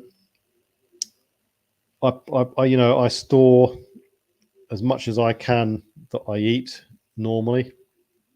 Anything else I leave until it gets to sort of the run out date. Then I think about eating it then. But I always have some sort of cycle system going, definitely. And like I said, I check it every month. Food gets checked every month. And I alternate my other gear every month as well. So everything gets checked at least twice throughout the year. Sometimes more, depending on what it is, if it's got the potential to degrade quicker and so on. So, yeah. I checked my beets I had in my long-term storage, and I noticed that my cans with the beets were expired last year, and oh boy, I take up one of those jars and see if they taste good. Nothing wrong with it. yep. Hello, Iron Fire Horse, and the Real of Survivals joined us in the house. Good to see. Can you hear us? Yeah, you can hear us. Yeah, give us the wave. Yeah, I mean cans. I was concerned about cans, but not anymore. When you start doing research into cans, unless there is contamination, if the can was contaminated, hello, Inspired John. Good to see you, brother. If there's contamination at the point in which the can is canned, then you potentially got a problem. Most facilities, factories, canning warehouses, whatever you want to call them, these days, they are that efficient, that well established, that there shouldn't be any contamination in cans at the time of canning. Therefore, most cans, if not all cans, will last forever. It will just come down to the actual outer packaging itself, the actual tin, steel, whatever it is in. So, most cans have got built-in mechanisms to tell you that it's gone off or there's something wrong. The ends of the can might start to bulge. They may be able to be depressed on the top or bottom. It will naturally bulge if there is contamination present, but there shouldn't be any problem these days. The canning efficiency is that good. All you got to do, even 10 years out of date is good. All cans should still be good 10 years out of date. It will just come down to the environment in which they're stored in. Is there rust spots on it? If the rust spots penetrate to the inside of the can, and you can only tell that once you've opened them, then you potentially got a contamination issue because rust has penetrated through. That shouldn't even happen nowadays because some cans are galvanized. Some cans are they got a coating of lacquer on the inside of the can. Some cans are lined with plastic, which I'm not really a big fan of because I've got this vision of the plastic leaching into the food itself over a period of time. So anyway, it's personal choice. And when people buy this sort of food cans, especially the acidic type of cans, like tomatoes or canned fruit, that's you can only tell that sort of can is more likely to be lined with plastic, and you can only tell if you take a selection at various points when you buy the stuff and have a look. Hello, humor and history. I switched from the Inspired J John to this account to give another thumbs up. Hey, John. There you go. Thank you very much. So, if people are going out there and they're buying a particular, I don't know, can of tomatoes for their preps, buy 3 or 4 different cans, open them all up. It's just a one-off sort of event. Have a look inside the can and see which ones are lined with plastic, which ones are lined with lacquer, which ones are galvanized, and determine which one is best for you. Personally, I won't eat, or I would avoid the plastic lined ones for the leaching reason myself. Daryl's dropped off there. So, yep, and he's back again. Yeah, he's back again. We got sound there. Hi guys, sorry about that. Hey guys. No worries. How you doing? Not too bad yourself. Yeah, good. Hey Vanessa, good to see you. Hi Swedish. Good evening, everybody.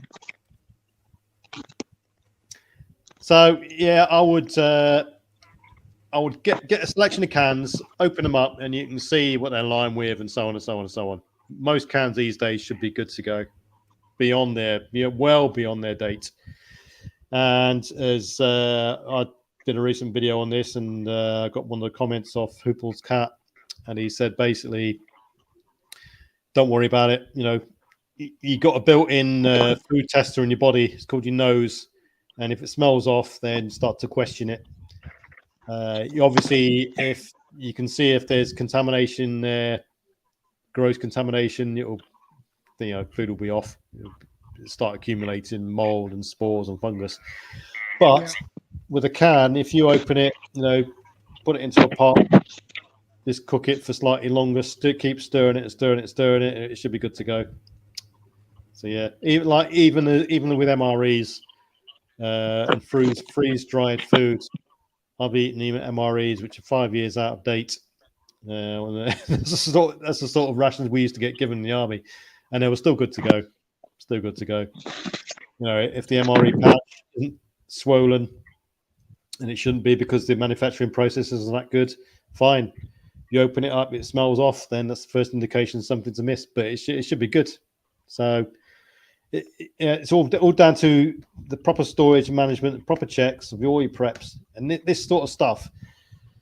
It should be, people should class it as a precious item, as precious as their vehicle. You service your vehicle every year, you monitor, you check the tires and the air pressures and so on and so on. You should be doing the same with your preps, because at the end of the day, what are you prepping for? Your life will depend on it someday. So Humor and History says, my food tester, where's it gone? I missed that comment. My food tester told me the hummus was good today. Almost. Okay. Not the Hamas, the hummus. So Vanessa says there, 2 16 by 12 foot workshops coming in the near future. My storage unit has increased to the $30 a month. All right. Right. That's something to be aware of with, when you're storing stuff off site. If you've got a storage container in a storage facility somewhere, they're not free. At some point, they may go up. And if they go up with a bang, and you are then thinking, can I afford this extra expense? What do? Do you either stump up the extra expense and crack on with it, or are you then forced into a position where you say, I can't afford this anymore. I'll have to relocate them elsewhere. And then you enter the realms of finding extra storage space if you've got the storage space and so on. So, yeah, like we said, storage units has got their, they've got their pluses, they've got their minuses, and they've got their vulnerabilities. Big vulnerability with storage containers and facilities. There is the security aspect of it. It's all well and good. And Costa's there showing us one of his food storage bins. Yeah, nice one. Yeah, that's nice ones. These storage facilities, they're okay in quote unquote peacetime. You might be all jovial with the storage guy next door. He's seen you carry a load of stuff in. You get casually talking and so on and so on and so on. But SHTF kicks off. Who then has seen you ship a load of stuff in there? Who knows you got stuff in there, etc., etc. So it becomes a bit of a security risk. You're in a race to the security container, the storage facility to go and get your preps before the next door neighbor goes and grabs them because he's seen you put them in there. Yeah. Anyway, so Costas, what do you do in terms of your storage bins and stuff like that? Do you mark them up in any way? How do you check them? And do you annotate on the boxes and the bins when you've checked them and stuff like this? Yeah. I've just sort of going through a process at the moment of sort of rotating the tins, checking to see if there's any dents in any of the tins so I can bring them forward and use them up. Basically been buying some more stuff. Actually, I bought some more stuff the other day just to whack in, just very quick, simple stuff. Mango, chili and lime. Very cheap, inexpensive, but it's very good stuff. Yeah, basically I rotate my stuff. Same with the dog food. I mean, I use these food containers for loads of different things, as well as just quickly show you. In this one, I use this basically for my dog's dry mix in here. So I've been opening new packets, putting them in here, and then the new packets I put them in the back of the cupboard. So basically, you put the newer stuff to the back, and you bring the older stuff to the front. And so, yeah, basically I rotate. I use different containers from buckets to boxes. Yeah. And, every now and then I do buy extra little bits, like I just showed you, those little bags, sachets there. Very easy stuff. No, I've seen them in the shops there. I've always wondered what they're like. I've got to try them out. They're actually quite good. I mean, these ones here, these are about £1. And I mean, they come with liquid inside. they're not too bad weight wise. What sort of date you got on those? How long will they? What are they BBE on them? Right, let's basically have a quick look. I was just checking everything, in the cupboards.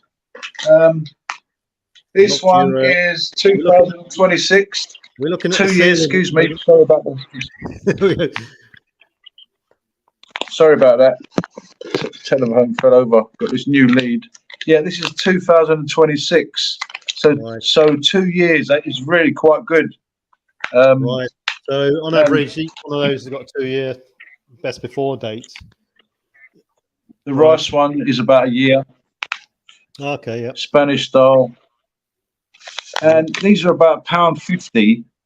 And if you compare them to some of the other ready-made meals, mountain houses and stuff like that, it's quite a good price for £1.50. And they do taste quite nice. Definitely. We was indicating earlier. Let's have a look at CJ, by the way. CJ guest appearance. Everyone likes CJ. Come on in.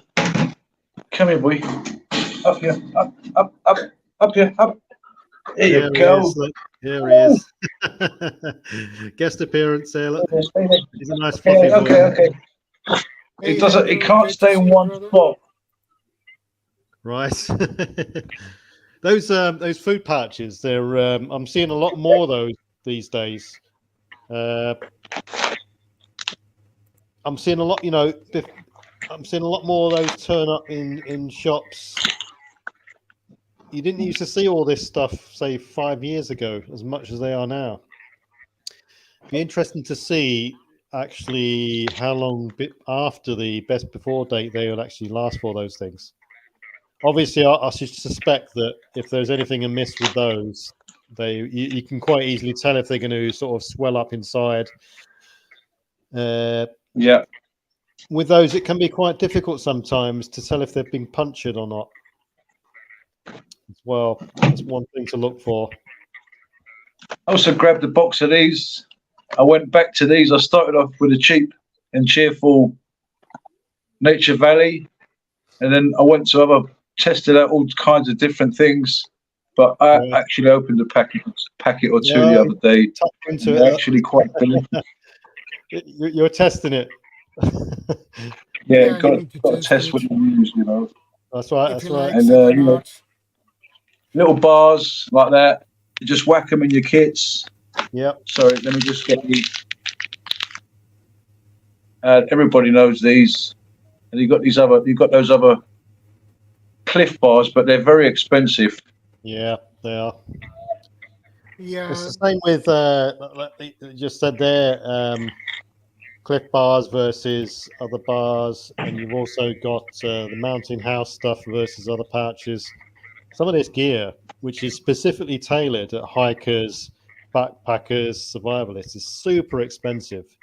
Super expensive. I mean, I couldn't afford really to go out and buy, a month's worth of mountain house food.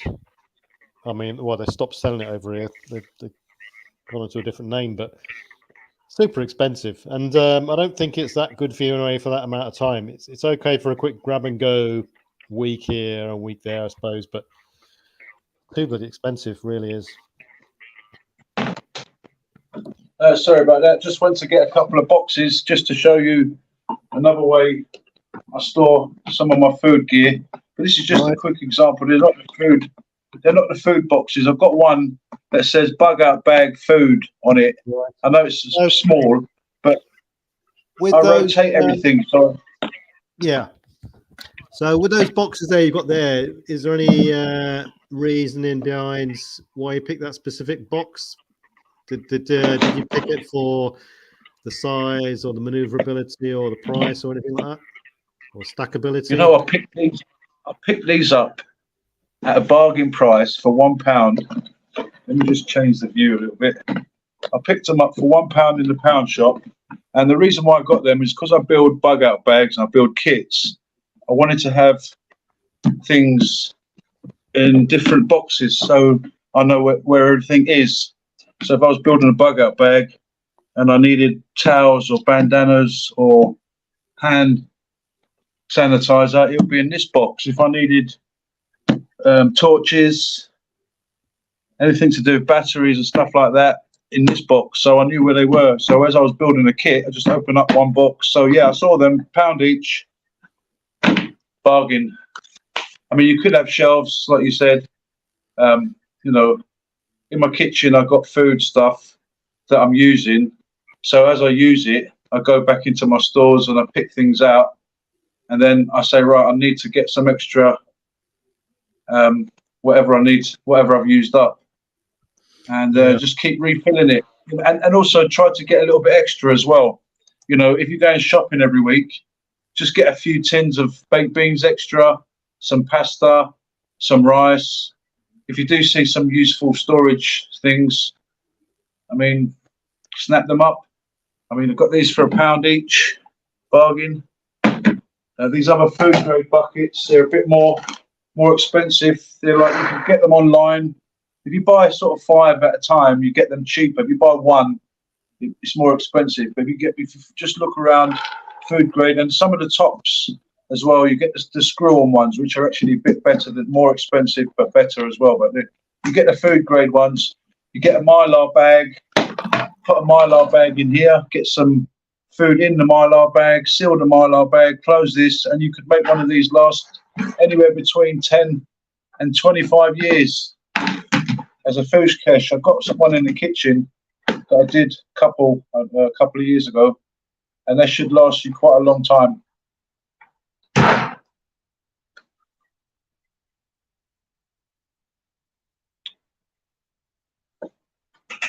Yeah, sorry about that. Can you hear me? Yeah, we can hear you. Hello? Loud and clear. Yeah. Thank you, Sorry, Swedish. I just had to pop off. Yeah, that's good stuff. And, you know, classic example there, you know, Daryl there. He's actually thought about things, and there's some thought gone into some sort of process of, you know, how you manage things, how you look after things, how you rotate things, how you store things, the type of things you actually buy as well, you know. Yeah, definitely. And it's always good to keep your eye out for cheaper alternatives, because, like I say, it's not a cheap thing to do every month. You can't keep going out and buying, you know, 5-10 bags of Mountain Ass every month and this sort of stuff. It's just, some of this stuff is just too expensive. It really is. And, you know, it's not any better than the alternatives, to be honest. It's quite, you know, a can of beans will keep you, you know, a can of beans and a bag of rice is a fraction of the price of one Mountain House food pouch. It'll probably go further as well. Yeah. I mean, when it comes to the type of things people store, you can actually drill into the details of things like, you know, what additional items do you need to actually make the item work. So if you got food, for instance, I was talking about this subject to this bloke in a camping shop. He was trying to sell me some different types of food pouch. I said to him, well, you know, you got the wet food pouches, the boil in the bag food pouches. Brilliant. Simple device, you know, you can either eat them cold, you can eat most of the stuff cold, but, you know, you can put them, heat them up and away you go. Whereas any freeze-dried food or dehydrated food, you've got to add the water in with it. Hello, Krista, Okay. almost a green acre. Hello, Krista. Hey guys, how are you? Good to see you. So in some way, shape Hi or there. form, Hi. in some way, shape or form, you need the water, whether or not the pouch contains the water to begin with, like the boil in the bag pouch, or you add the water in separately, like the freeze-dried or the dehydrated pouch. The water's got to come from somewhere. So, you know, just another little consideration. Sorry. These Yeah, can go on. also be eaten hot or cold. They can also be eaten hot or cold. Right. See, that's a good thing, because it also cuts down on, you know, the amount of fuel you got. It might be a safety issue with open flames or open cookers.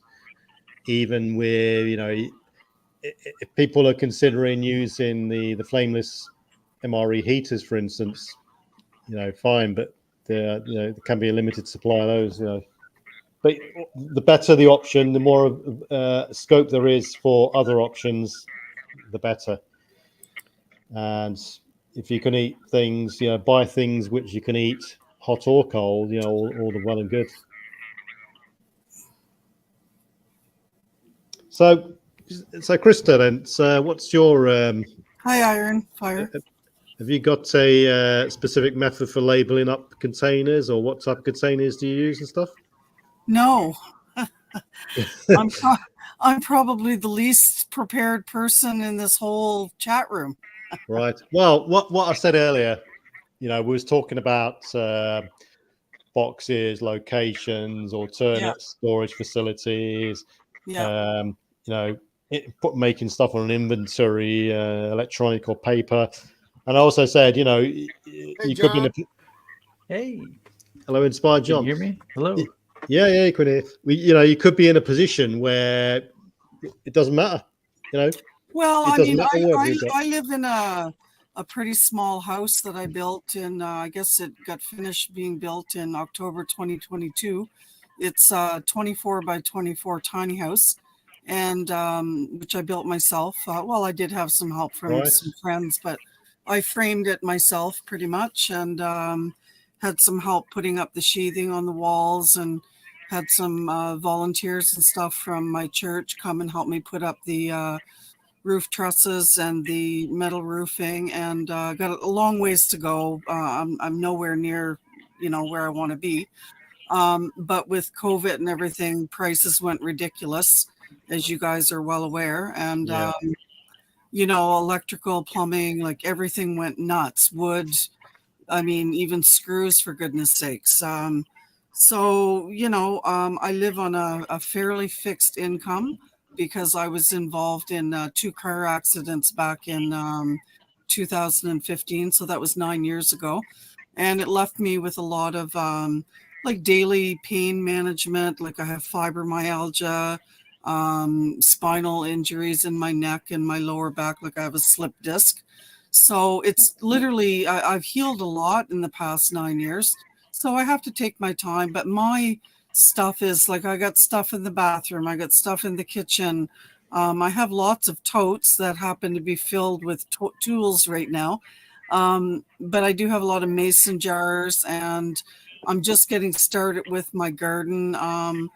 Last year I spent really doing a few touches around here, but anyway, like I said, I got a long ways to go, and food, getting things in the ground, getting garden beds done is a priority to me, so I can start growing my own food, which I'm not doing right now, except for this year. I've got peppers in. I just pulled a bunch of garlic today. I'm going to be putting in some potatoes, some beets, and some spinach. And so I plan on doing a bunch of dehydrating, pickling, and that kind of thing.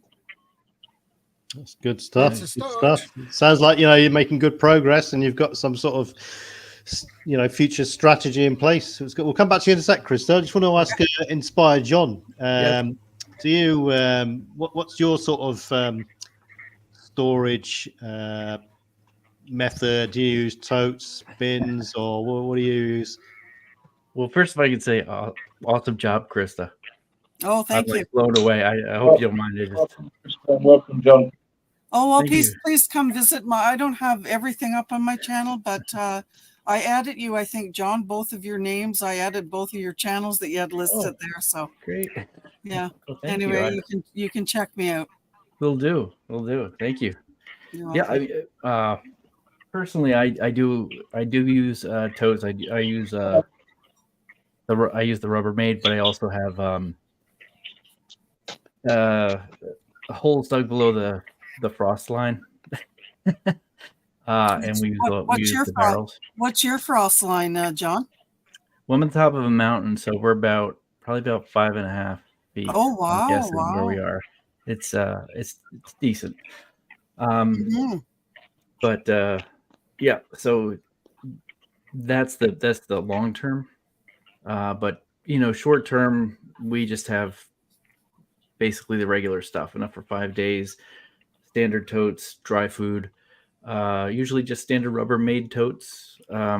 Nothing extravagant. We don't go crazy on it. But since COVID, we have been changing over to. It's sort of been what would you say, like an eye opener. Definitely keeping the toilet paper because that might be a bargaining tool. Yeah. Yeah. I mean, it doesn't. Same with containers. A lot of containers you can pay a huge amount of money for, and I don't think unless you're in a specific environment, I don't think there's any real need for it.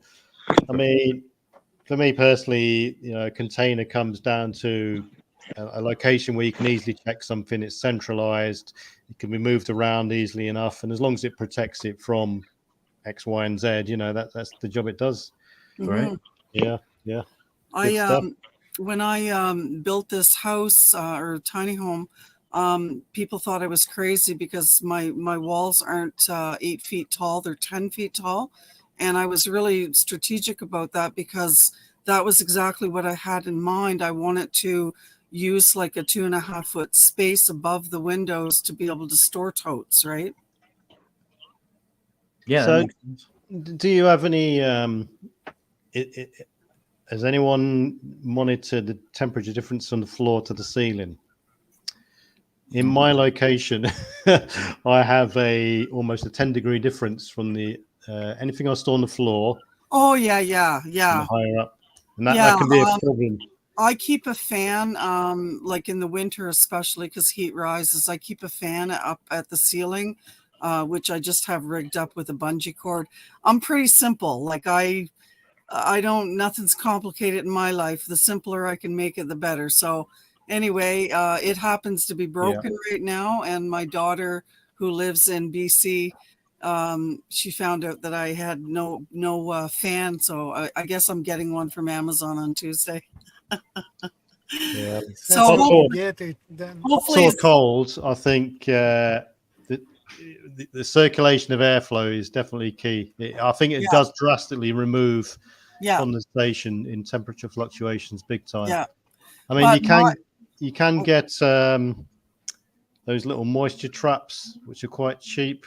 I mean, they're effective to a certain extent, but they're not brilliant. Mm-hmm.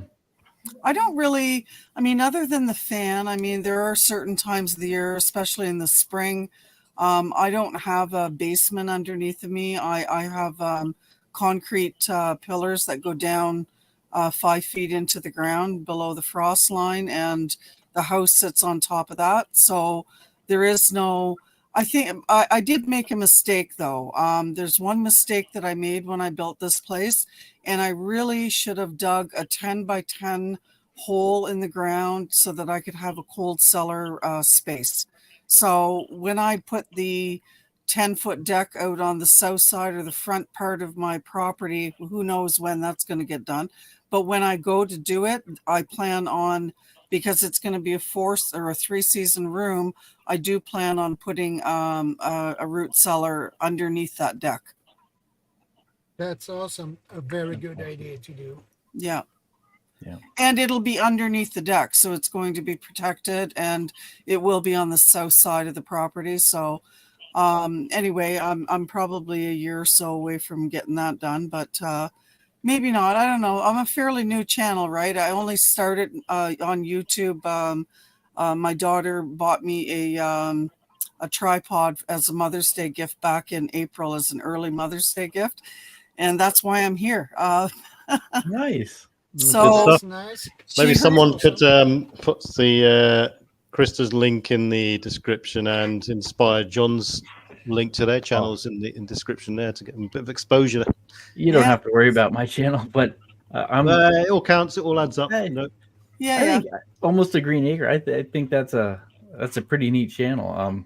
If you ever need any help, I'd be happy to help out. Oh, thanks, John. Appreciate it. Got a lot of great subscribers, so I'll mention something. Well, I'd love that. Anyway, like I said, I'm pretty new. I didn't even it was basically just for my family and close friends. I wasn't even expecting. So my channel got started in April, and as of today, I would have to look it up. I checked Iron Horse. I think his name is Iron Horse. I don't see him in the. Anyway, he was subscriber number 100. Wow. I didn't expect that many people to be interested in what I'm doing,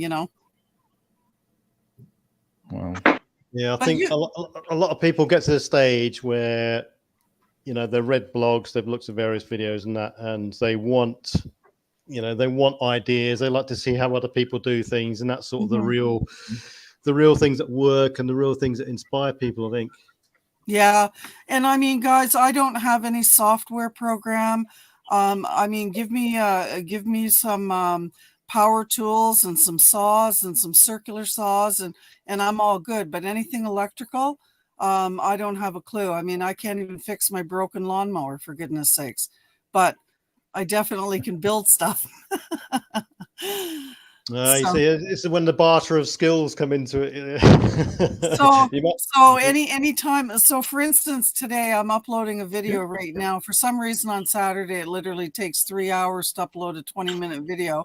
That's ridiculous. I have high-speed internet. So, anyway, I that's caught. YouTube. I can't edit bloopers out because I don't know how to do it. I don't have a program to do it. Right. So I caught a blooper today, and it's so funny. I was talking about a 2 foot or a 2.5 foot garter snake that decided to make its way into my raised garden bed that I just got finished building. And I called it a he. And then in the very next sentence, I said, well, maybe he's going to go in there and have babies. This is the wrong channel for that. Oh, I know. So anyway, I just laughed when I was listening to the replay. I thought, okay, well, maybe I'll pin a comment. You know, it just for honest, that's like a really honest way of doing a video. To be fair, if you don't have Yeah. the technology, like I have like this, I got OBS. I just learned how to use it, and Okay. honestly, I'm reacting to a lot of things from the UK Yeah. that I didn't know. So I really roast myself as an American. Oh, And, I didn't. I'm so sorry. Yeah. Go ahead. yeah, it's all right. It's good. It's I love being put down by everybody else. Yeah. What's OBS? OBS is it allows you to like show basically something on the screen and you can Mhm. react to it. You can bring other people in. It's a free program you can download, and if you want to take the time to figure it out, you can do Right. Yeah, certain it's a things with long it. learning curve. I think Right. It's a steep learning curve. Right. I think Yeah. I have OBS. It's like I work off of a desktop. I'm kind of old school. I don't Right. work. I wouldn't be able to even see off my telephone to be able to. That's I'm an old beside girl. the point.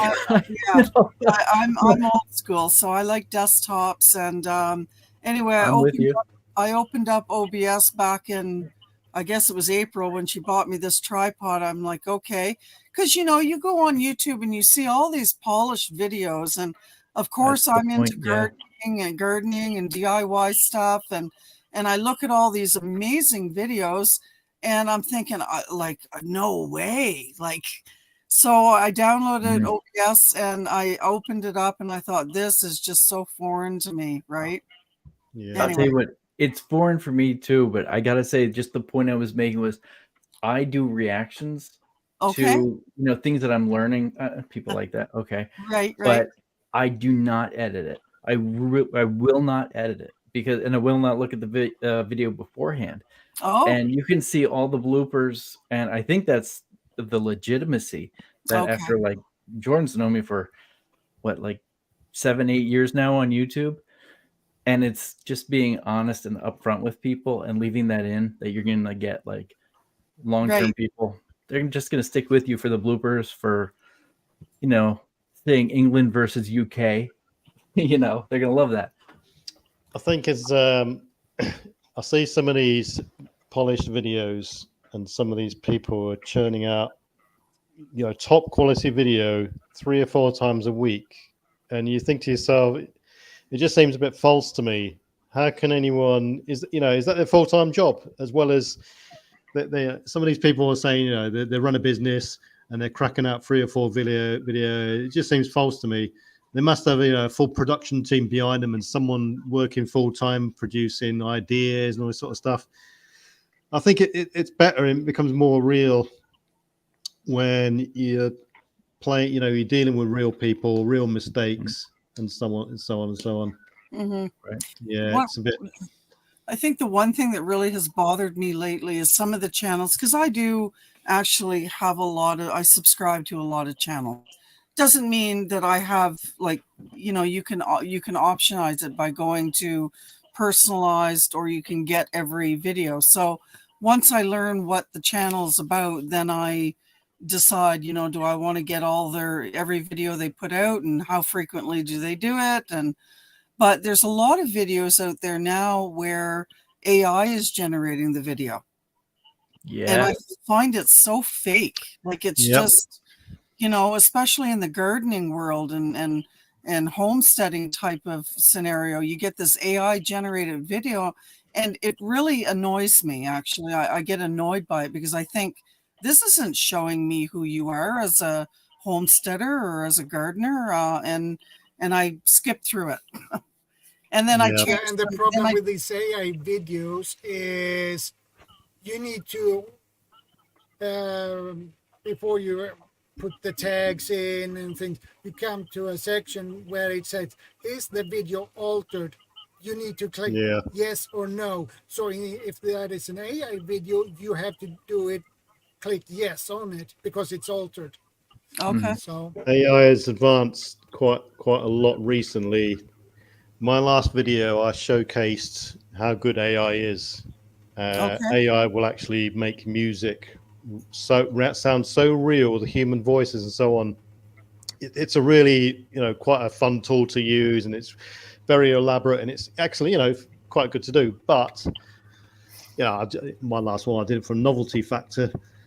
But the thing is, you can tell most AI videos because they use stock images and stock footage, and you'll just get a voiceover, and it's just false.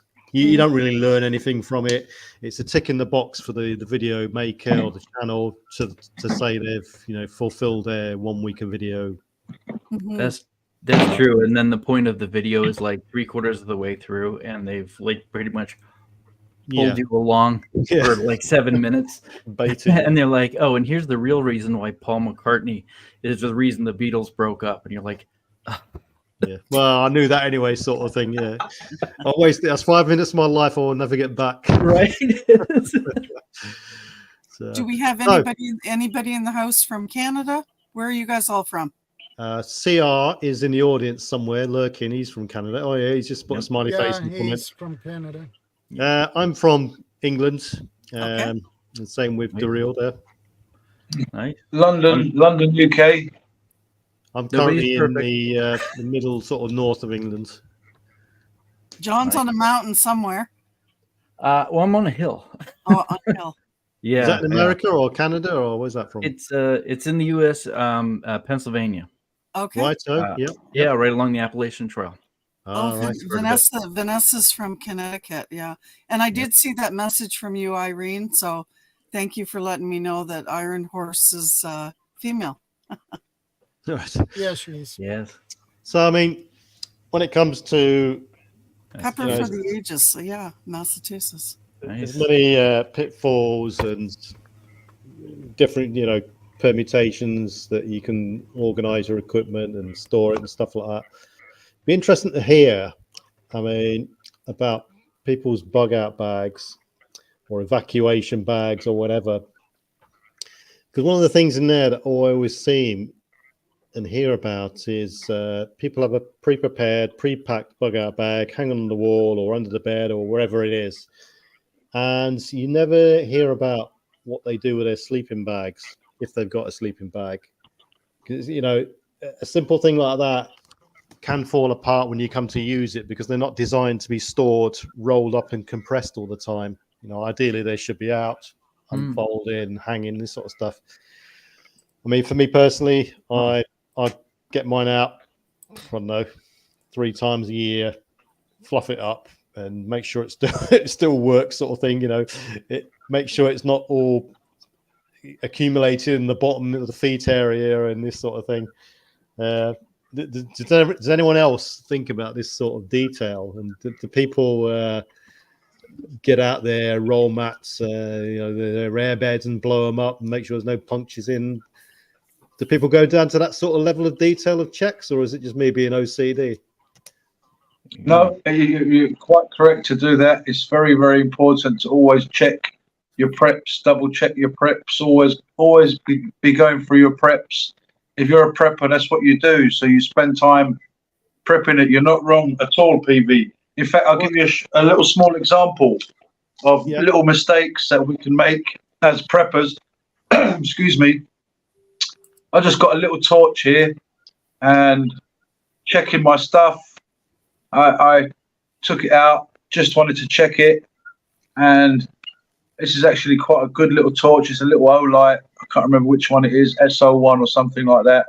Anyway, if you can see that the battery is leaked and stuck in there, there's nothing I can do to get it out. That's a fail. So from your sleeping bag failing on you to your little emergency torch, I mean, this was in my little EDC, little pouch. It's got loads of little tools in there, and basically I took it out to check it, and there you go. This got to go in the bin. So we're constantly checking through gear, and like PB says, you got to be organised. You're from your tins. You're checking your tins if they've got dents in them, if they've got dates that need to be brought forward. Always constantly check your sleeping bag, like PB says, your food, every little detail, like small little torches like this. And in a situation, if I really needed that, I would have been in trouble. And especially, being an emergency kit, that would have been terrible. Anyway, always check your gear. Make sure it's, like PB says, it's functioning, and just move on to the next thing that you got that you're prepping. Whether see you, brother. Go ahead. Sorry. No, go on. I'll just hold that thought. Go on. I was just going to answer the question. I came across my bug out bag maybe like 3 weeks ago, and ironically, we had a storm and the power went out a couple days ago. But if I hadn't checked it, I wouldn't have known that all of my lighters, which I just keep in a plastic bag, individual plastic bags in another plastic bag, that two of them were already crushed and out. So it leaked somewhere. It was my own fault. And I mean, I keep those because they're convenient. I don't know about you guys. I certainly keep, like a fire stick, ferro rod, but starting with this, it's a lot easier. And they were almost all gone. So good call on checking your items. And I hadn't thought about the sleeping bag. Nice. Yeah. I mean, it's not a huge fail. I mean, if you got a sleeping bag and you've had it for 10 plus years, I suppose it could start to gather in one end, especially if there's moisture present. If you've used it once camping, for instance, or you've got it out to use it and you've got inside it and you spent overnight in it, for instance, and you're breathing into the bag, condensation can build up there and so on. I suppose it depends on the fill of the bag. I got a question for you guys. And I seen one video here probably about 3 or 4 months ago. Have any of you guys ever dehydrated eggs, wet eggs, into a dry format where you can powder them and put them in Ziploc bags, put them in your freezer or whatever? I haven't personally done it, but I do store dried eggs. Okay. But I buy them in a pack from Amazon. Anyway, I was watching one of the homesteader channels, and they actually whipped up a bunch of chicken eggs, and she put them in she made like little trays, like she doesn't have a hard tray with a lip on it, so she made her own tray, using what's it called, wax paper, and she put the eggs in it and dried them. Yeah. Interesting. Yeah. I never even heard of that. Yeah. I mean, the ones you can buy pre-done, they're excellently packaged, they're vacuum sealed, and they last. The shelf life is quite long, and they're a really good item to have because it's one tablespoon equals 1 egg, and you easily measure that and all this sort of stuff. No, I've never seen anyone actually do a video on any sort of doing it that way themselves. Yeah, No. she is. I can't remember who the channel is now, but she did a video on it, and then she actually showed and demonstrated rehydrating the eggs back into cooked form. It's pretty cool. Right. That sounds like a good thing. I mean, Vanessa says there, I inspected very old canned powdered eggs many years after packaging. Right. Interesting. Yeah, at the I'm all for doing things yourself. I feel like there's a joke in there somewhere about a chicken and an egg, and I don't know. Right, yeah, someone will think of it. Yeah. By the way, You mean they get excited? oh, Yeah. Vanessa in the chat, Vanessa Kitty, she's got some really great ideas there. By the way, I can't respond to anybody's text message because I would have to sign in again or something. I can't join the chat, but I can see everything that's being said. And anyway, sorry about that, guys. Right. Not unless you open another tab on YouTube, mute it, and then you can respond that way. I've already got another tab open, downloading a video. So yeah, I don't want to open 3 tabs. That'll just take longer for the video to upload. But anyway, guys, I'm going to say goodbye. Thank you so much for having me come on and say hello to everybody. Yep, no worries. Yeah. So it was a pleasure meeting you guys all. And anyway, I got some tools to put away and call it a day. Nice to meet you. Check out your videos and stuff, and you'll probably have some more subscribers after this. Do you normally go live on Saturdays, or what's your schedule for lives? Yeah. Okay. Every Saturday, 8 p.m. my Swedish time, UK time 7 p.m. Oh my goodness! 8 Eastern time 2 p.m. Central time 1 p.m. Yes, but what time in Sri Lanka? That's what I need to know. Did you say Eastern time was 2 p.m.? Yeah. So I'm Atlantic Standard Time because I'm on the East Coast of Canada. So that's an hour. Geez, what does that make me? So it is almost 5:30 here. So it'd be almost 4:30 in Eastern Standard Time. My time here is 10:24 p.m. Oh, really? Yeah. So you're 5 hours away from me, or ahead of me. Yeah. Yeah. Okay. Anyway, if I can remember Eastern Standard Time too. Anyway, it'll be hit or miss, guys. So take care. Nice to meet y'all. See you later. Nice to meet you. Nice to meet you. All right. Wow. That was fun. She was cool. Yeah, always good to have new people pop up. Right? Yeah. Yeah. I like what she had to say, especially when she was talking about building the tiny house. Like you actually hear people doing that kind of stuff, but you'd never get to talk to anybody that's actually done it. I feel like that. Yeah.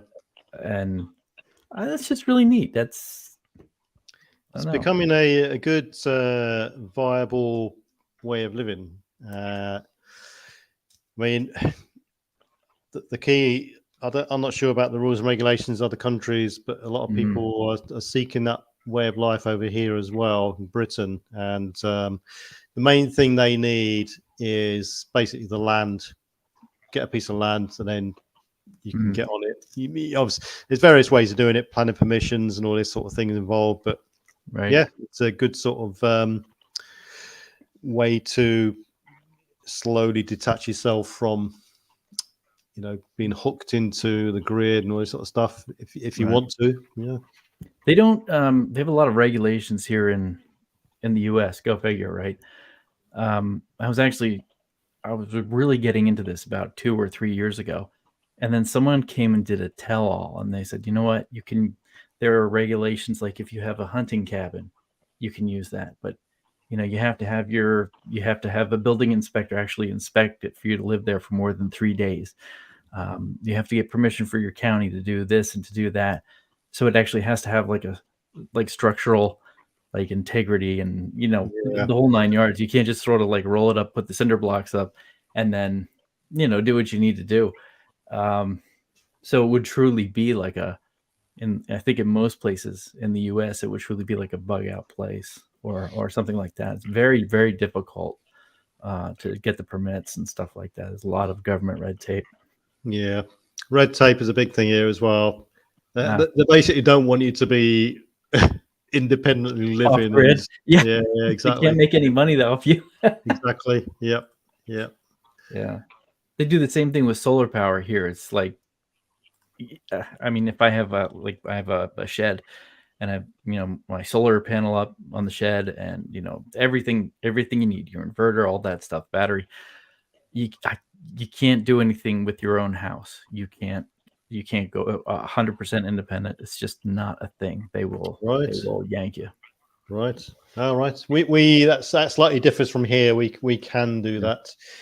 I think a lot of people choose not to, but yeah, I mean, we got a solar panel system, and yeah, it's good to have. It's good peace of mind knowing that you can just switch over and be completely independent.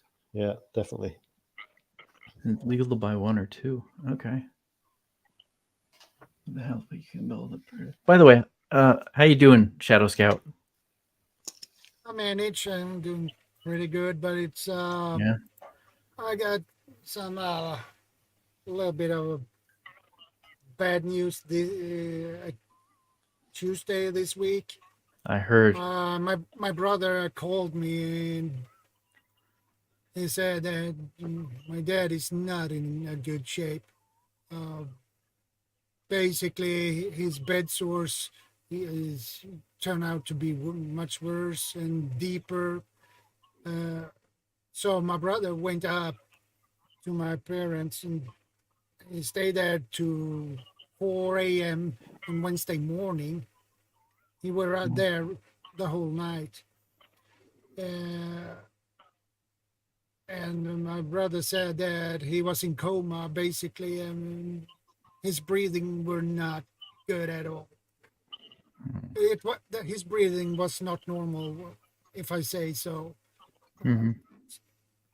And he has not eaten, not been drinking, and they drugged him with morphine. So. Oh. I'm sorry that and you. My brother said that he will not last weeks. He probably, he will, in best cases, and in the best scenario, maybe a month. Right. In best case scenario, but I think that is the worst. This is the worst case scenario. So I don't. So I'm a little bit. I don't feel that good on a mental status. And once you know that I had mentioned it to my wife, and she and I were thinking about you. Especially I told her when we were coming on here about your video, and so we just wanted to pass on that we were thinking about you and your family. Yeah. So all I'm waiting basically for now is that a text message or a phone call from my brother or my mother. I don't know which one. Probably my brother. Mm-hmm. This is the sort of thing, you're left in limbo, waiting for good news, bad news, or all this sort of stuff. Yeah. Yep. It's never fun. It's very difficult. So that's why it's. That's why I don't know how the next upcoming weeks will be. Yeah, this is Vanessa.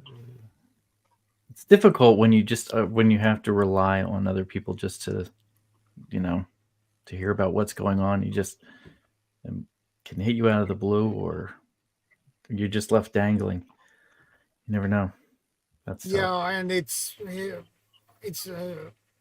my mother and my dad is 860 kilometers south of me, and that will take me 13-14 hours by train to get there.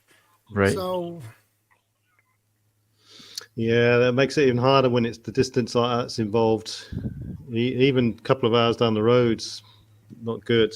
It's I'm thinking people. It's surprised if people haven't gone through this sort of thing, that how much of a toll it can take on everything. You know, just visiting someone in a hospital is bad enough because it takes so much time up. You prepare to go, you do the visit, you come back, you prep for the next day, and the cycle starts again. And yeah, I mean, in some cases things happen quick, some things happen slow, recovery happens quick, and all this sort of stuff. It's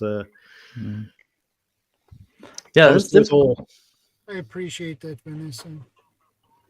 Yeah, I had both of my grandparents, I guess they were, you know, in their late 90s, believe it or not. They passed away within 6 months of each other. One from, I'm pretty sure, broken heart and loneliness, you know, that kind of thing. right. But both of them did not want to go to the hospital when it came to heart failure. They just wanted to stay at home. And it was difficult, but especially from our standpoint to watch them, that's difficult to just undertake and to have a shift. Yeah. And I'm sure it's equally as difficult knowing that you can't be there to do something when you're 800 kilometers away or kilometers away. Sorry, I say it differently, I guess. But it's tough. 860 kilometers, which is 86 Swedish miles. Okay. Yes. Yeah. And on top of that, it's not cheap, no doubt. These sorts of trips can can rack up the money. That's true. And yeah, you can't recover it from something like work. I mean, if you're an American, you take time off, you yourself have ruined your year. I hate to say it like that, but in terms of any other time that you need, you know, American companies just forget it. Yeah.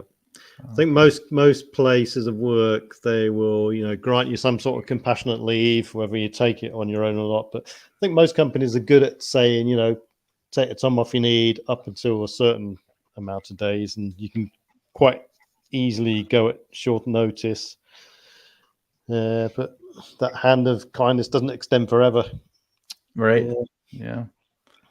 Told my relatives I want to pass at home. I didn't want to pass staring at a hospital ceiling. Yeah, that's fair. Yep. Right, Vanessa? Yeah. Yeah, I mean, things can change out the blue. Our sort of lives changed a year and a half ago now. Out of the blue, father-in-law died, and so we basically up sticks and moved within 2 hours. It was like a bug out, literally. we got the phone call, and within the hour, we're on the road. And literally, we didn't come back for 6 months. So we literally bugged out. And you never prepared for that, did you? Well, we were well versed at shopping up shop and moving because we lived on a boat. We still got it. We're going back next week, and but yeah, nothing's changed. You know, things change, and we've now been living a different life for the last year and a half, basically. So, and you know, yeah. I was just gonna say, for Shadow Scout, there's a topic for you for 1 week. What do you think is the weirdest scenario that you might have to bug out in? That will be another topic. Actually. I never thought about that one before. But you think about it, if you do have parents, or if you are the youngest and like an older family, you may want to prepare for that one too. Yeah. Yeah. My brother is 1 year younger than me. All right. So that's not so bad because you can rotate responsibility and stuff. But my brother, he lives 4 hours from Gothenburg, south of Gothenburg. So it takes him 4 hours to drive to Gothenburg. So he's closer to my parents, our parents, than I am. Yeah. Yeah. Yeah. Yeah. And I'm worried about my mother when my dad just throw in the towel and is gone. Because my mother will be alone. And the other problem is they have a house as well. So that falls on me and my brother to clean that house. And that will be a lot of work too. So, and my mother, I know my mother don't even have any kind of preparedness at all. It's difficult And that's to. what makes me worried. It's difficult what to say to someone in all these sorts of situations, because you can't be placed in someone else's shoes. You don't know what they're thinking, you know what they're feeling, you know how close they were, etc., etc. So yeah, it's Well, I mean, yeah, it's true, because I mean, and for Shadow Scout, it's what to do with. I hate to say what to do with. That sounds very bad, but it's a very true statement. When you have one parent that's passed, or grandparent, depending on how old somebody is here, what happens with the other one? I think they can. It's difficult if you live alone, especially for the first time, and when you're much older, it can be very scary. Yeah, and my mother doesn't move that well. Right. First of all, my mother's back is like this and this. Oh. Yeah. It's the sort of thing I've factored into my preps, is illness, death, sickness, long-term stuff like that, because it is for everyone. It is, when it happens to people, it's an SHTF moment for someone. Breaking down in a vehicle could be an SHTF moment if you're broken down in the wrong place and stuff, and you haven't got the breakdown kit. You're going to be up the creek. The same, likewise with this sort of scenario. It is an SHTF moment there, whether or not someone has died or not. Someone could be ill or in turmoil. They need looking after, need extra care. Things have got to be sorted out, from time off to job, finding extra money to travel, organizing things, splitting the responsibility up between brothers, sisters, that sort of stuff, and then in some cases arguing about it can get quite difficult and political in families.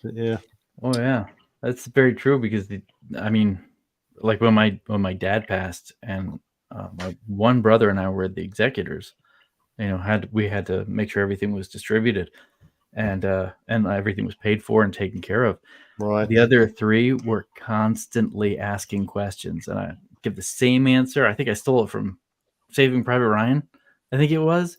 I keep saying, like, you're asking me about item number 49 on the list, or on number 7, and I just kept him at bay like that until it came to answering questions. But sometimes it got really testy. It was tough. The death of a loved one is very difficult. It affects people very differently. Yeah. And then it can change, thrust you into a completely new way of life, really. Yeah. Amen. So we'll just Shadow. Yeah. Sorry, go on. Yeah, I just wanted to say, just be strong, brother. As a believer as well, as you know, God's got everything in His hand. My mum passed away. It will be 2 years this year, and my father passed away in 2015 and 2016. Sorry. So I just wanted to say, stay strong, brother.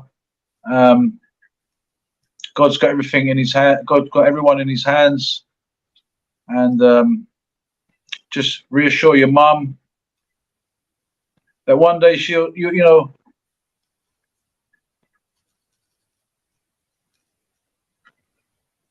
she will be. One day we're all going to go back to God anyway. All of us. We're here for a very temporary time, and everything is temporary. We're prepping, but the inevitable is going to come anyway. So either way, we've got to be calm. You're a very calm person. Anyway, But I just wanted to say, stay strong, brother, and you know, we're with you, and everything's going to be all right. You know, at the end of the day, a lot of things that are going on in the world today is also spiritual, like PB just briefly touched on it about prepping. It's not just about baked beans and stuff. It's also prepping for this kind of stuff as well. You know, it's all kinds of SHTF situations. So I believe I was born in an SHTF situation. So I've always been going through a lot of stuff in life, and it's great, really. But just hang in there and be strong. Say God bless your mum. God bless you, and yeah, I think when you know, the uncertainty of any illness or situation that degrades is the emotional impact it takes on everybody involved, brothers, sisters, mothers, daughters, etc., etc. Hey, Skipping Tune, good to see you. So we just got to, when it comes down to the realistic bones of it, you know, hope for the best and deal with whatever happens.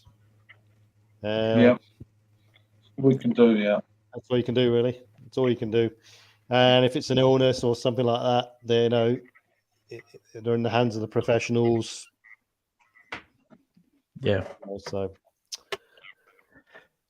Yeah, that's fair. That is a really interesting thing. When you know someone is in bad shape, and when you get the message that the person gets even worse, it feels really hard. And yeah, you prepare your mental on a mental basis that will happen. And when you get there, no, what happens with that mental preparedness? That it is not there. It's like gone. It seems you cannot prepare for it. Yeah. yeah. That's my conclusion. Yeah, we've spoken about. I think we touched on this before in a previous episode and stuff, and mental preparedness to different events and stuff like that. But you know, you really don't know how you're going to cope with things, how you're going to react or deal with things until it happens. You just hope that you can call upon past experiences or past lessons from other people to make you better at dealing with it. That's probably about the best I could say, really. But you know, a lot of people in that sort of situation, they feel a sort of helpless, and they feel as if people are looking at them, thinking, you know, what are you doing? You're not doing much. But at the end of the day, you can't really do a lot anyway. You know, you're in a position where you know the only best outcome that can happen is the actions and controls of the people looking after the people that are sick and stuff. Yeah. So and the worst thing when it comes to my dad, he has diabetes too. So right. Yeah, that's a nasty element. Basically you all got to pull together, really. Yeah. Pull together, you know. Yeah, definitely in our prayers, brother. He's definitely in our prayers. Yeah. You've got a support team here on your other family here on YouTube. Yeah. I mean, you can call on me.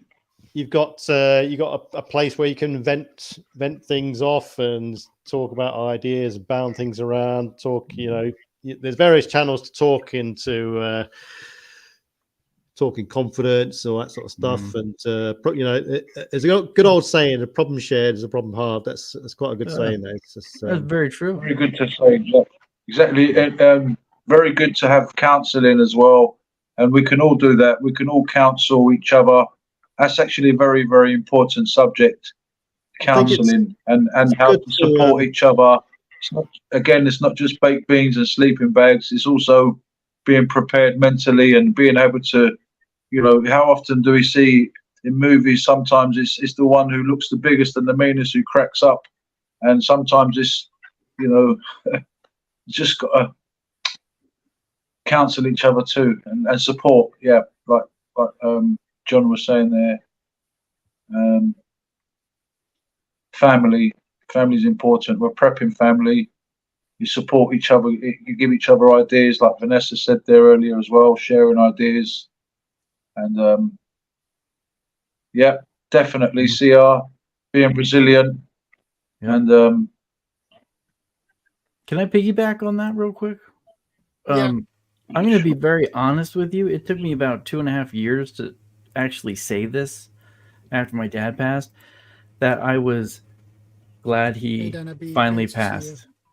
It was such a, Alzheimer's is very bad. If anyone's ever been through it, you know how it kind of, this is a horrible way to describe it, but you ever have some guest that you're trying to be accommodating to and they finally leave and you can finally fart when they leave the room? That's the way I felt when my dad passed. It's a very bad metaphor, but it's the truth. It was like when he passed, I felt free. And I think he felt free too. But you never know how you're going to respond to these things. My other brother felt very free too, because we were the two that were right there. Other siblings couldn't believe that we sort of felt this way. We would talk about this, but through counseling, they were fine. Like it's okay, especially when it comes to what particular disease my dad had, for people to have a feeling of relief. It's not that case for, of course, everybody, but only in my case, that was what happened. But, yeah, I've got to just shoot off in a second, Shadow. But I think we'd all like to. The best outcome for people, I think, is everyone that lives a full life. They've experienced everything they want to experience. They live all the way up until a critical moment. They just drop down dead. The perfect sort of life, and it doesn't work out like that most of the time. Yeah, I think we've got to, like I say, like we all said, they're all people. The family unit has got to come together, contribute. Don't write people off. Quite easily. People in the same sort of scenario can quite easily get turned around and be okay. It just depends how it's going to pan out. I'm not sure, but we all hope you're the best, Shadow. Everyone's and I will keep you updated when I hear something new. Yeah, no worries. Yeah, like I say, it's good to chat to people about it. Maybe having a laugh about it and stuff like that, because yeah. Is there, for me, my father had an illness, and when I saw him, I told him a lot of things that I never told him before, and the same with my mother. I made sure I tried to get to tell them things, like from apologies to things that I did, to how much I love them, and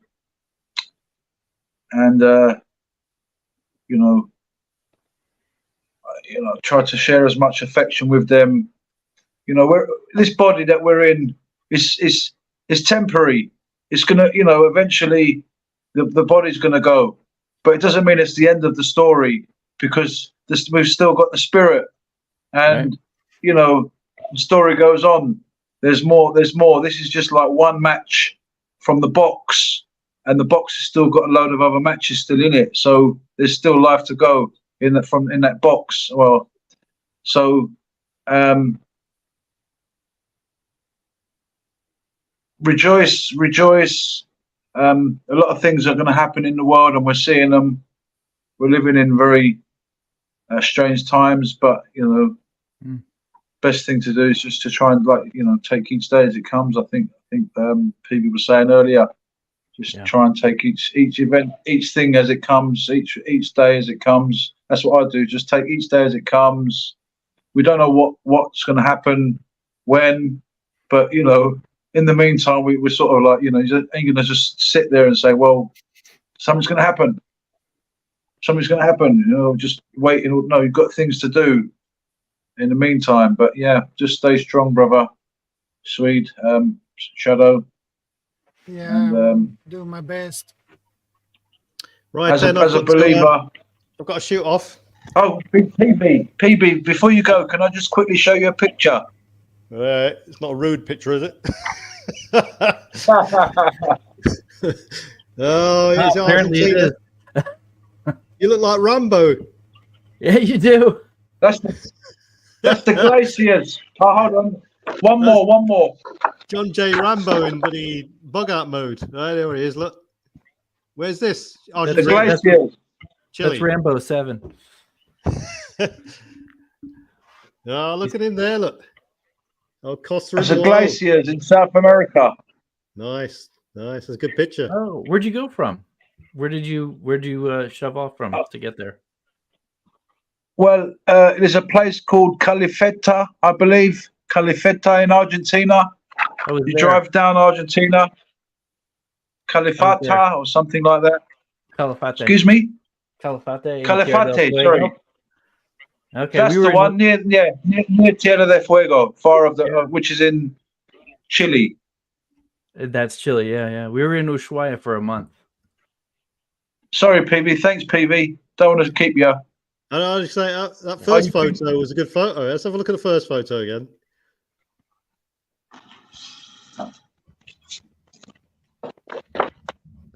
Oh, there he is. Yeah, that's John J. Rambo. That's brilliant.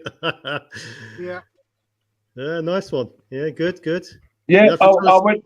That's it. All I had was a little bag, a little knife, and a torch, and I went to the South Pole. Yeah, okay. That's cool. Yeah, Yeah, good. Good. Oh, one more quick one. Go on then. Right. That was. Oh, I went there. lady. This, if you can see there, it says Parque Nacional. Yep. I don't know if you can see that. Yeah. Califetta. How did you pronounce it, John? Califetta. Califate. Yeah. Yeah. Lovely place. Amazing. Absolutely amazing.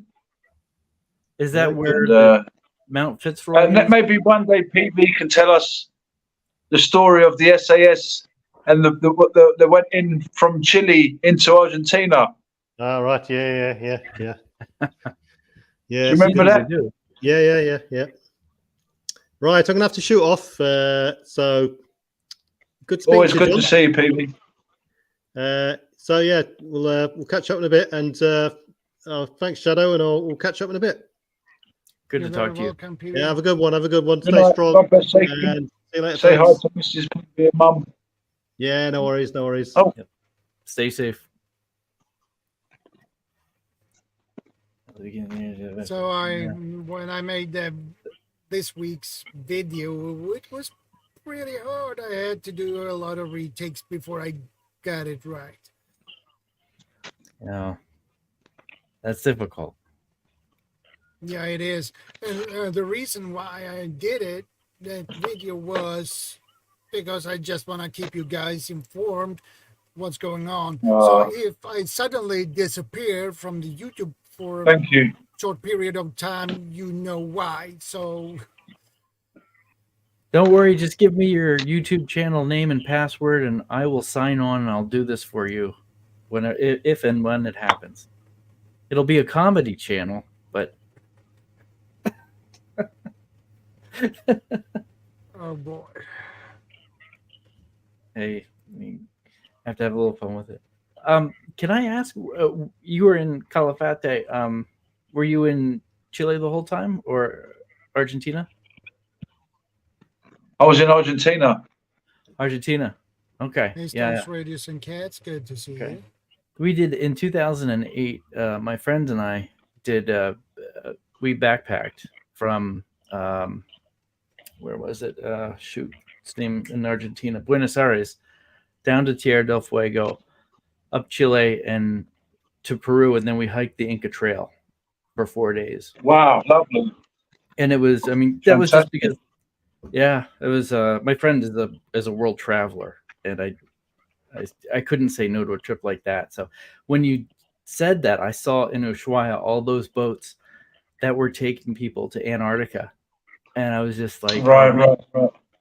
So brought back memories. Yeah, Thank you I for went from. That's all right. I went from London, UK, and I found a very, very cheap flight, but it was with sheep and chickens. No, I'm only kidding. It was. Was it called the Navy It Mag? was from a really cheap ticket. You know, it was like, and it went from London to Bogota, Right. Colombia, and then from Colombia to Santiago, Chile, and then from Santiago, Chile to Buenos Aires, Argentina. 25 hours total time and 19 hours flying time. And I tell you what, I'd never like to do it again. Those sheep and chickens really stank. Anyway, I got to Argentina, and I've got a little map here. But basically, I went from Buenos Aires. If I could find the picture of Argentina, I sort of marked off all the places I went. Well, basically, I went from Buenos Aires to the Andes, a place called Bariloche. Yeah, been there. I don't know. Bariloche is is a that place. the German town? Bariloche, is that where all the Nazi towns? The Nazis are? Right, that's correct. I was just about to say that's where a lot of the Nazis fled to Argentina. They went to Bariloche. I was there. It's got lots of lakes, small lakes, big lakes, and it's also a very big square. And you can see these massive St. Bernard dogs. It was amazing. And I actually bought one of those. Let me quickly show you. I actually bought one of these mate. This is from Bariloche. This is what they drink. We drink tea and coffee, but the Argentinians drink a herb that they put into one of these containers.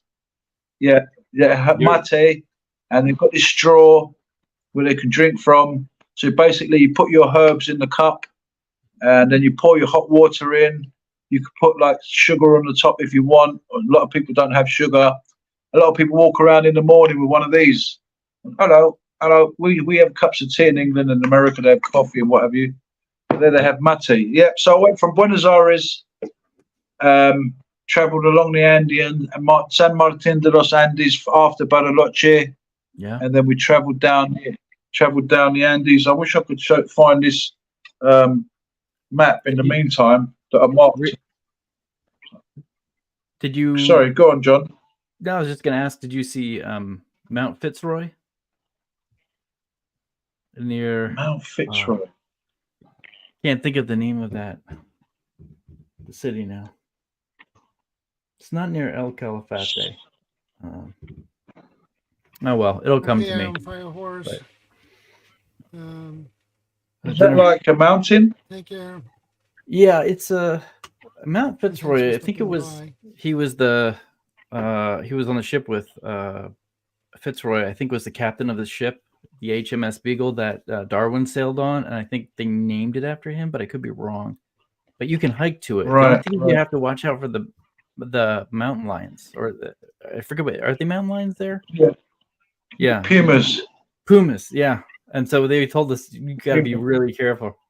Going there. I got a very funny story. When I was in just after we left Califetta, I was there with my girlfriend and her father, and then we had a big row.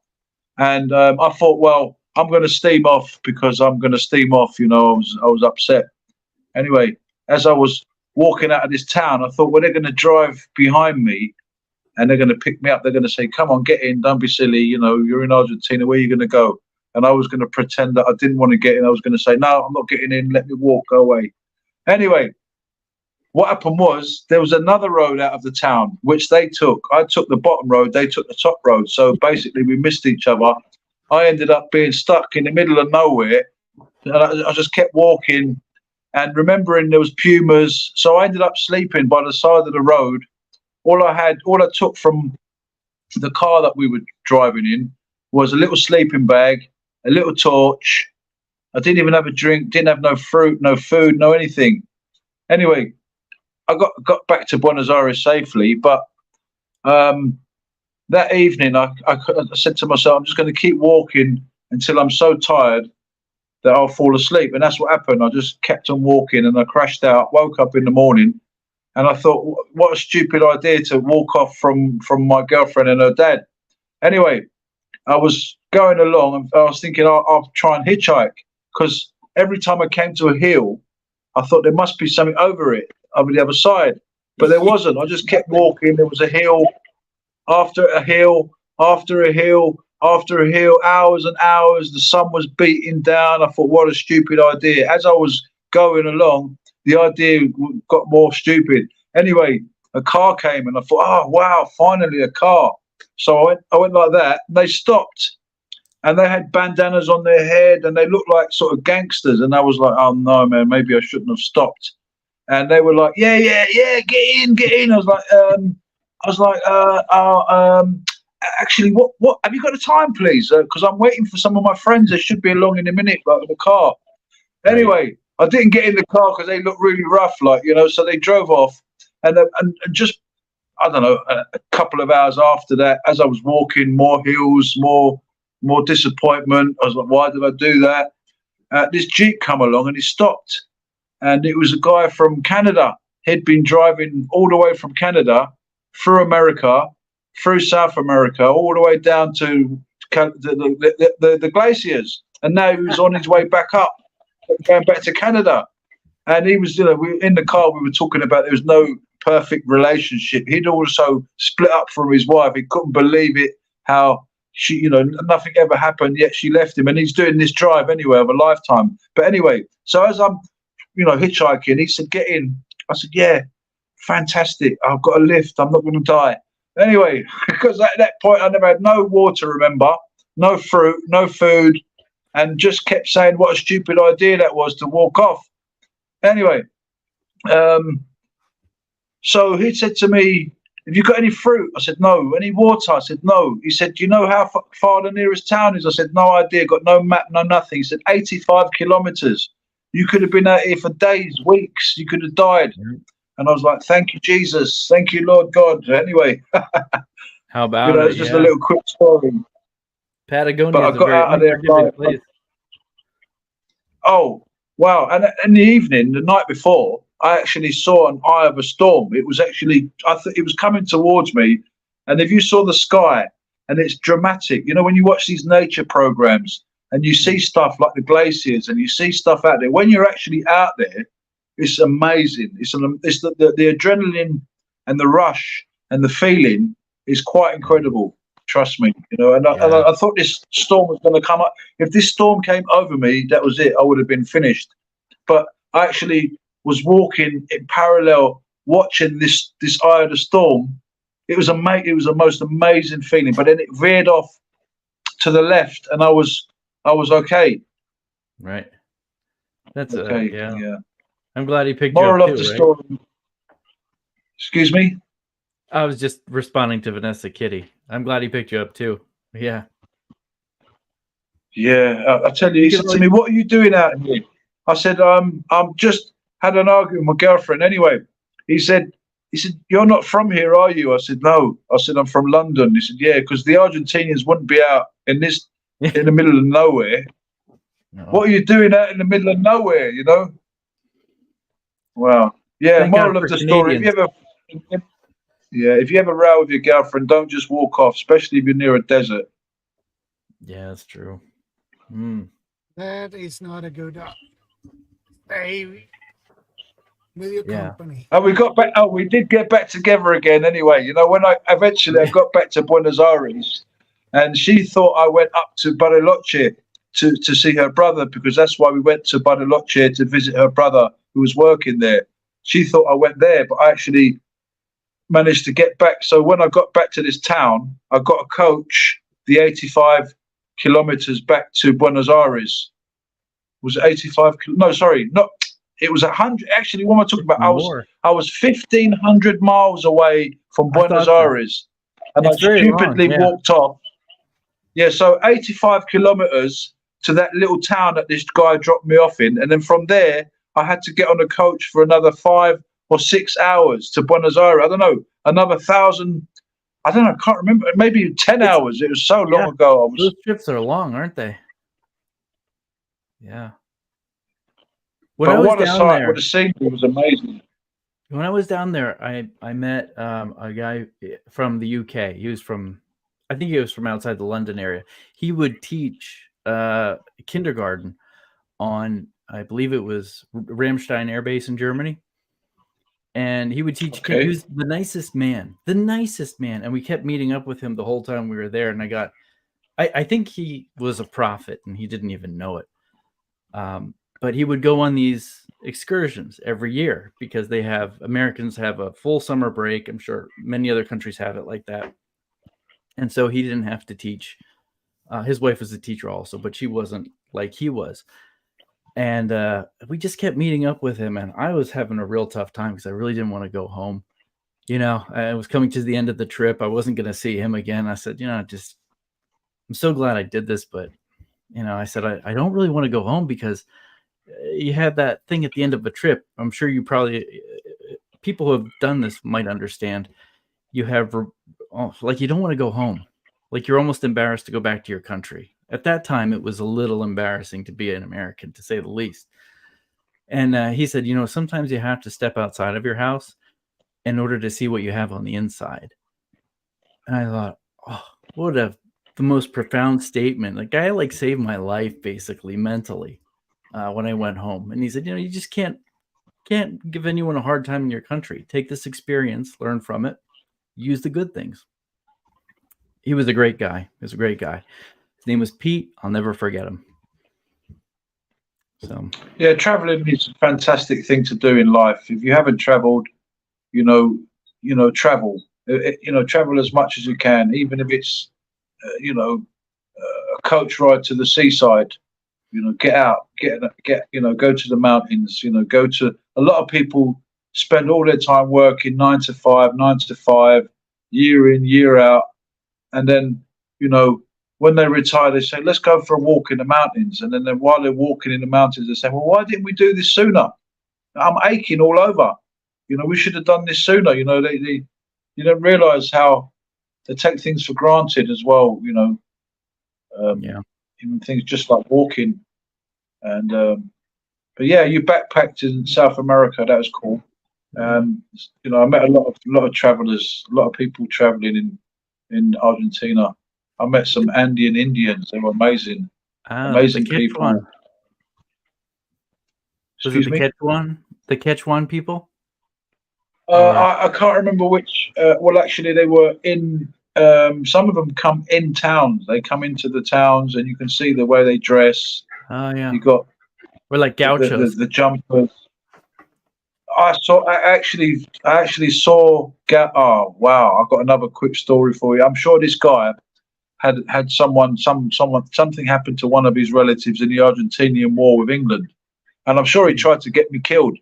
He came up to me and my girlfriend and her father, and we're having a little sandwich or whatever you want by a river. We decided to plot this. When I went to Argentina, we decided to go on like a kind of part camping, part accommodation trip. So some nights we'll bring the tent camping gear out and go natural by the river. Other times we might stay in a little hotel. But on this night we were staying by a river, and this gentleman came up and he said, "Oh, I dropped my wallet in the river. Can you help me? You're a young and fit man. Can you jump in the river and get my wallet from the river?"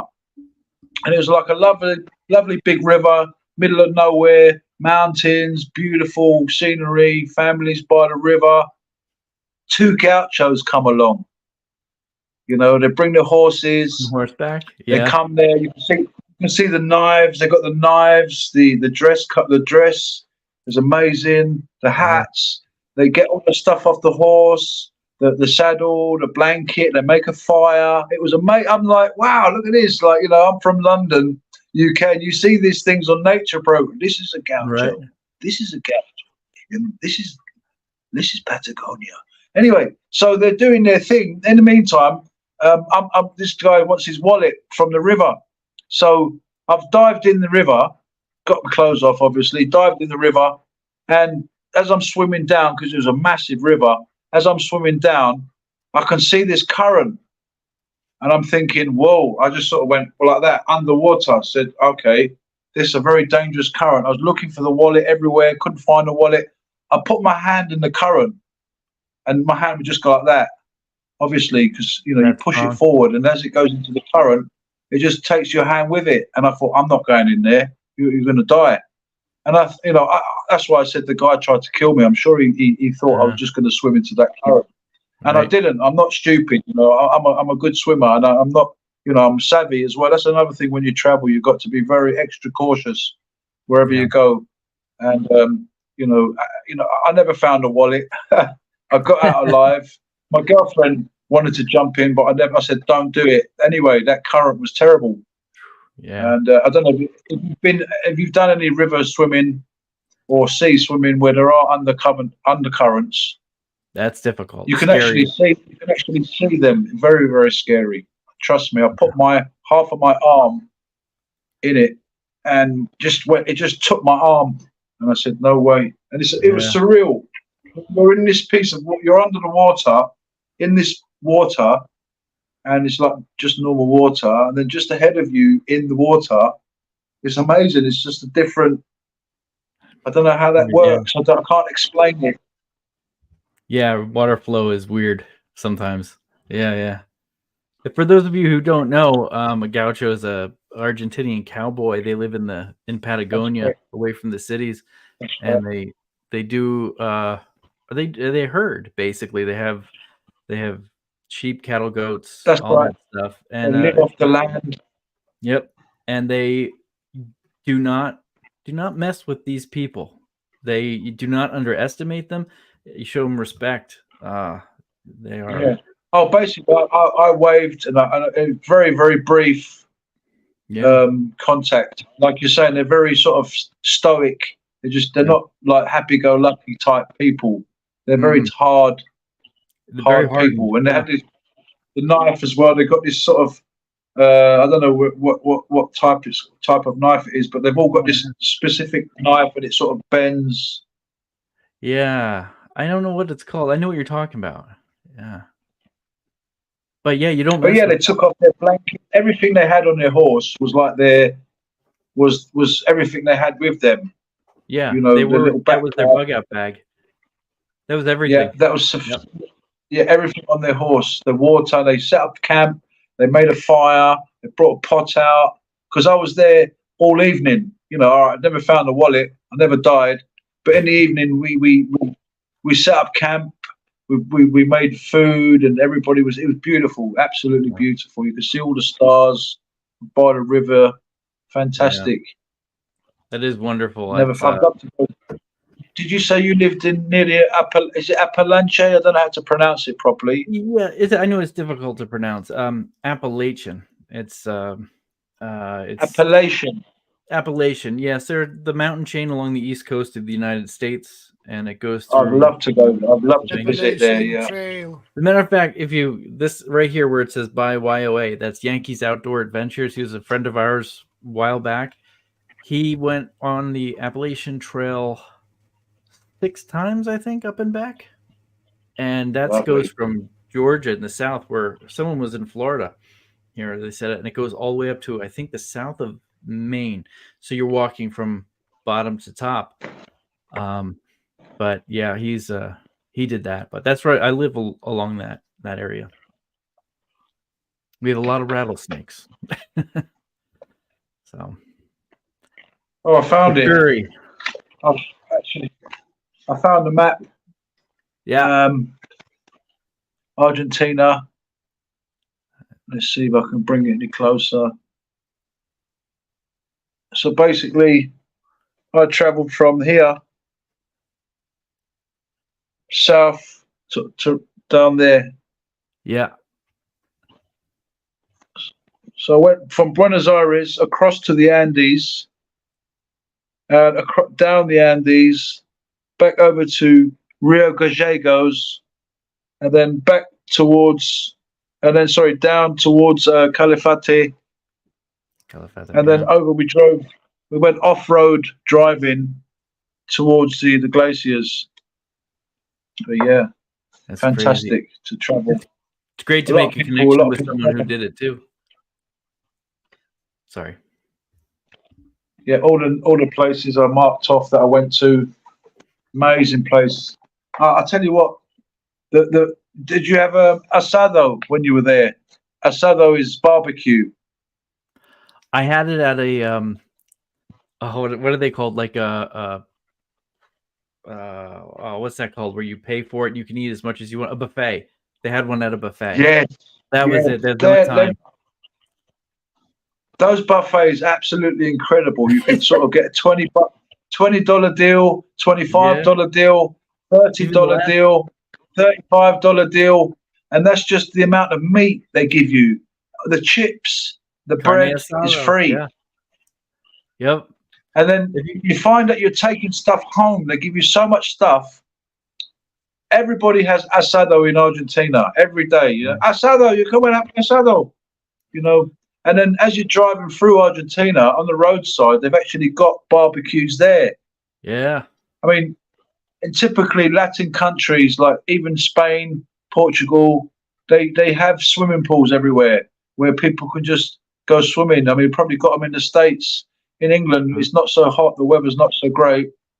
And I think they're called Lidos over here, where you can just like have a little. If it's really hot, you can just go somewhere and swim. But yeah, Argentina, it's asado. It's amazing. Did you ever try those intestines? Because they have all different types of meat. I did try all the different kinds of meat, and especially in Chile, we did. You know, where you just the tongue of like goat tongue and the liver and then the heart. We found one of those restaurants where the locals eat, which is the restaurant you want to try to find. You know, where you get a bowl of soup and the chicken's foot is actually standing out like this, and you're like, "Yep, all right, I'll take that one, sure." You know. Yeah, I do the same every time I travel. I try to go where the locals go. If I went to Spain, I didn't go to the tourist areas. I went to where the locals go. And I went to places like Ibiza in Spain. I don't know if you've been to Spain. Yes. But I'd go to these little islands. There's one called Ibiza, and it's only a small island, but very famous. It's not my kind of place, that the touristy resorts. For me, I like the local places. And, I had friends and they were like, yeah, come to this beach. And you went to a beach and it was just empty. It's like, wow, this is beautiful. And there's no tourists there. And the same with restaurants. They're saying, yeah, come to this local restaurant. And just the locals go there. I mean, who wants to go to a resort where they've got British guys showing, pulling down their trousers and showing off their bottoms? That's what they do when they go on holiday. They don't want to learn. They don't want to learn a new language, or they don't want to learn something new, a different kind of culture. It's still all drink and. I'm with you. Yeah, we had an exchange student from Spain, and I went back to his hometown, and then he lived in Alicante, and then we went to Gijón in the north on vacation because their family had that one vacation, and they were kind enough to take me when I was younger. But yeah, I know what you mean. You see all the places, and Jesus, this is the part of the cross where Jesus was crucified, and it's up on this hilltop in the middle of nowhere. Wow. Things like that, and you're allowed to kiss it, and that kind of thing. I don't know if it's true or not, but these things, and you don't get this in Madrid or Sevilla or Granada. Where was that? We were north of Madrid on the way to Oviedo, which is in the north, in the central. Okay. Was that that's obviously a Catholic thing then? It was very Catholic, yeah, but it was an old mosque. I believe it was an old mosque converted to a church. Wow. Rebuilt, from the obviously the. Sorry. I've been to the tomb of Lazarus in Cyprus. I don't know if you know Cyprus. You heard of Cyprus? Oh yeah, I've never been though. Yeah, my father was from Cyprus. I was born in the UK, and my mother was from Greece. So I've had the best of sort of three different worlds, like Cypriot, Greek, and British, and being rejected by all three, because you go home you go to Greece and they call him an Englishman. I'm like, no, my mum's Greek. Come on, accept me. You know. My wife is Greek. Yes, Galispera. So, you know, I go to Cyprus and they're calling me a Charlie. I said, why are you calling me Charlie? Well, you wasn't born Hey, here in Shannon, good to Cyprus, see you, man. so you're a Charlie because you're born in the UK. Anyway, in the UK, I'm a foreigner. In Greece, I'm a foreigner. But anyway, yeah, going back to what we said, I went to Cyprus and Lazarus was resurrected by Jesus, and I don't know my Bible. his tomb was in Cyprus, and I went to visit that tomb. So yeah, when you travel, it's lovely to see. Because I'm a believer, I believe in God. I follow Jesus. I'm a believer. So Yeah, that's neat if you can do honestly anything like that. I mean, sometimes you just have to say, forget about the fear of traveling or whatever, and I'm going to go.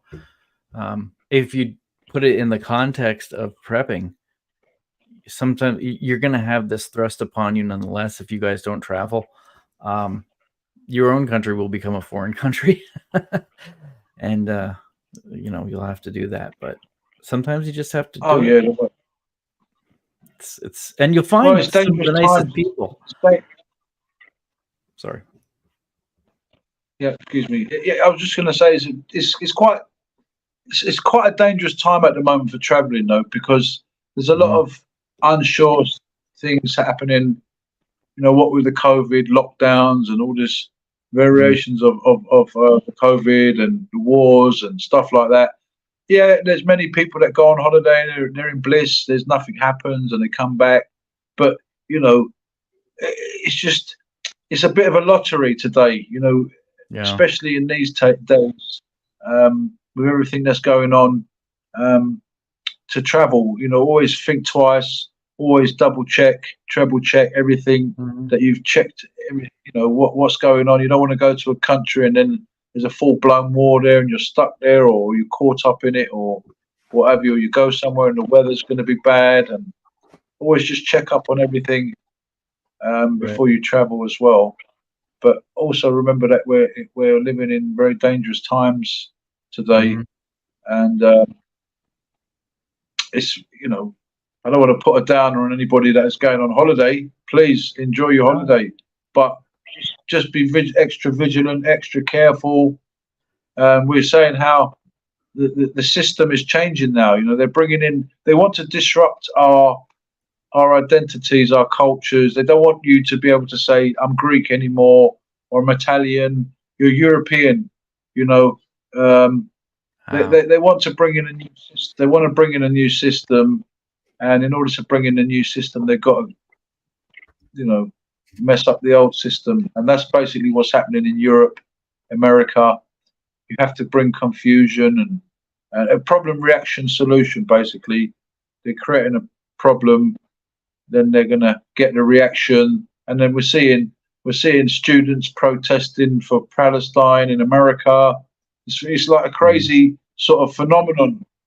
All of a sudden, I mean, what they've been brainwashed to believe, yeah, that's just a little guy. You're supporting the little person, and they're like, oh yeah, they don't know nothing about the history of Palestine or Israel America's in a bubble right now, I think, news-wise, and people are, you know, we use the term sheeple so much. You know, people are sheep like this, but really, I've never seen it the way it is right now. When I was younger, we used to say something like, this year I voted Republican, or this year I voted Democrat. Now it's like, I am this. And it's changed very much. And I think that's sort of the following aspect. I'm a follower, as opposed to I'm an individual and I've chosen this, and I'm an individual and I've chosen this. I don't see this happen anymore. A lot of people are not thinking for themselves. Sorry if that's an unpopular comment, but I do believe that's the case. You know, I mean, Turk by V put demoralization up there on one of the chat. Yuri Bezmenov, is he the ex-Russian chap who was telling us how the communism is taking over America, socialism, and they're demoralizing. Yes. I think it's that guy, the Russian guys. Am I correct there? Tuck, TUK by V. Destabilization. Exactly. So you've got all these youngsters now, all hate their own country. That's right. Yeah, he was the Russian guy. That's right. Yeah, I saw the documentary. I've seen a few things about him. And yes, it's very true. And, sadly, we've got all these youth now. And Tuck is okay. Nice to meet you. What language is that? Tuck is good. Yeah. So, yeah. I mean, people are hating on their own culture. People are, they don't want. People don't even want to identify as a man. I'm not a man. Well, I'm a woman. I'm not a woman anymore. I'm a man.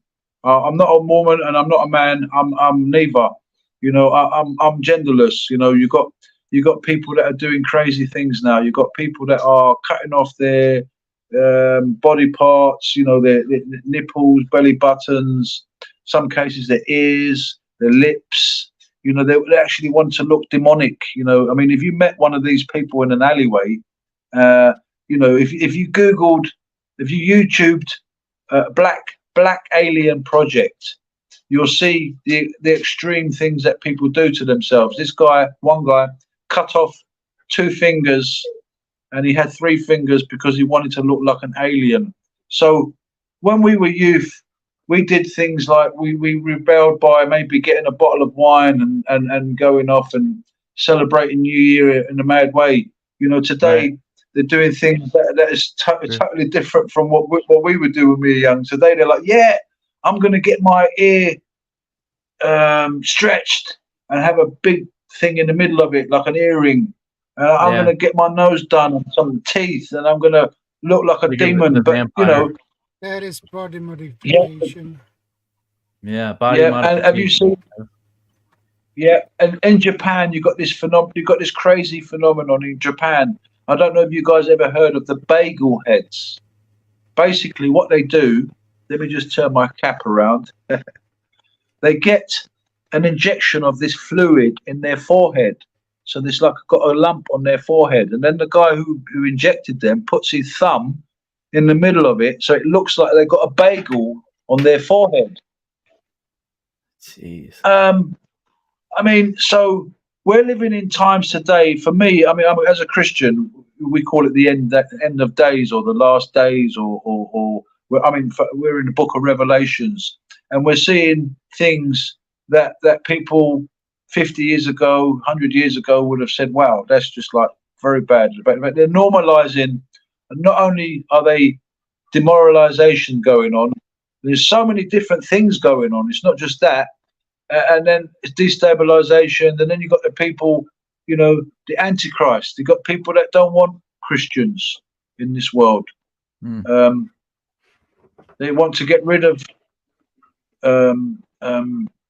us believers because it's not profit. You don't profit. A business doesn't profit by being nice and kind. They want to. And the globalists, these companies that we're dealing with today, they're looking for every little bit of profit, every single penny. How can we squeeze it? How can we make more? And the landfills, if you look in the world today, there's so many electrical devices just rotting away now, landfills, and it's accumulating it more and more and more. So they're not sorted out the other stuff yet. And then they're still putting on more stuff. So what I'm getting to with this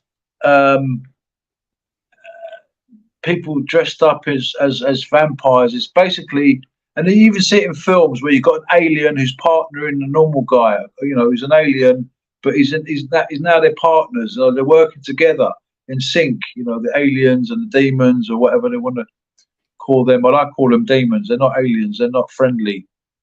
I mean, put it this way: if you was a bee, would you invite a hornet back to your house? Yeah, right. Kaylin, no, you know what? Oh, sorry. Just commenting on that. You know what? I've become very familiar with Islam recently.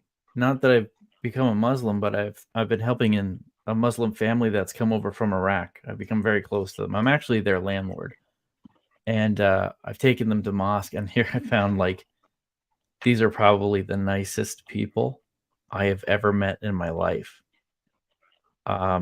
They truly live a very kind lifestyle. Very, very interesting. As a matter of fact, the newspaper did an article on them. But step out of your. Islam is very similar in many aspects to Christianity, Judaism. They're all very much related. The three religions are very much related. But if you get a chance, take a look at all the good things that are out there on each one. Sorry, didn't mean to ramble on that one, but well again, I think it's down to I could never say this enough: research, read, and who said that condemnation without investigation is the heart of ignorance? Einstein, was it? Basically, read into everything, read everything, study, research. Don't just follow. Don't just be very, very careful when it comes to religion. Well, can I add on to that? There are other things too. Like, I mean, and I just want to piggyback because I see what Kaylin said, but you can look at somebody that you may label as immediately not the person that's going to be your friend, or maybe you think they're an enemy because of XYZ. Get to know the person. You might just find out. Well, it's also in their teachings. Sorry, I'm just saying from the it's okay. I'm just saying from the not so religious aspect too, but it is the same teaching though. Get to know the good points in people, and you might find out that meet a lot of new people. You and I have a lot in common. I don't think I've met you before today, yet I feel a connection. So yeah, I'm just very familiar with all these different religions. You see, from Judaism to Christianity to Islam, I'm very familiar. I've been studying different religions for many years, and so I've had the time to study the Quran, had the time to study my Bible, had the time to look into the Bhagavad Gita, Hindu teachings, Buddhism. And just like you're saying, to see which is telling the truth, and actually they're not similar.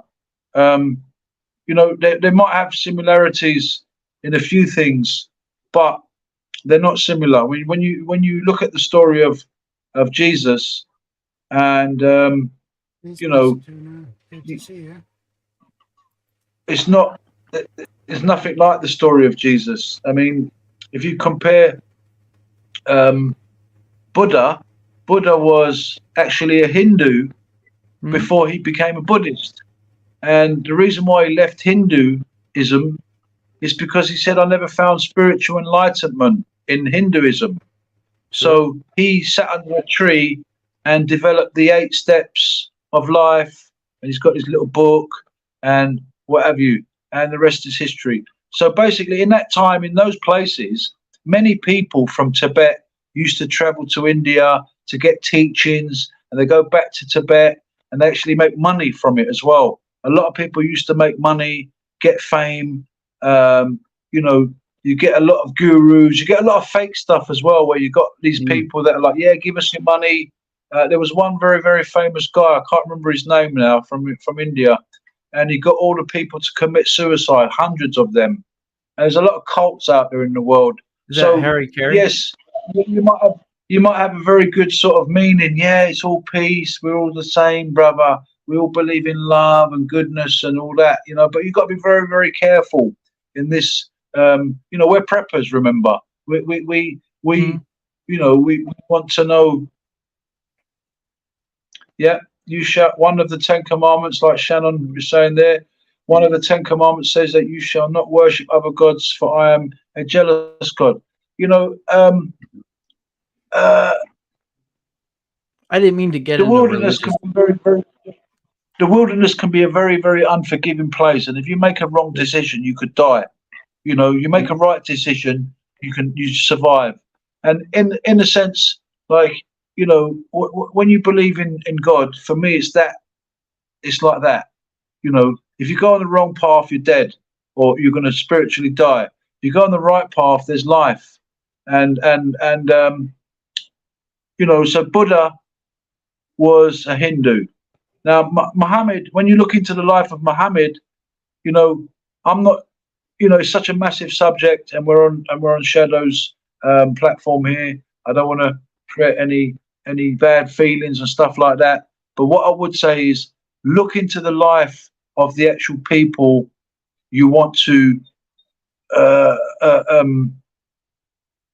follow, or who you think is you know, a good person to listen to and to follow. But you know, if you actually study things, I mean, it's interesting. I don't know if you've ever heard of CERN. If anybody out there has heard of CERN, CERN.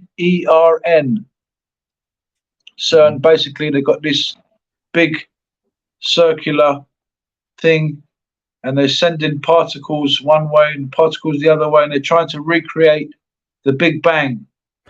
They got in Europe, Switzerland, right? Yeah, in Europe. That's correct. And basically, they're looking for the God particle. They reckon they found the God particle. Yeah. Because they're playing with things they don't understand. You know, they're trying to play God. You know, so we're coming to that time now in humanity where it's a very fine line. You know, from, you know, one disease could cause a lot of massive damage. One war can set off a lot of reaction. You know, a flood can set off a flood more, you know, reaction. You know, it's like a domino effect.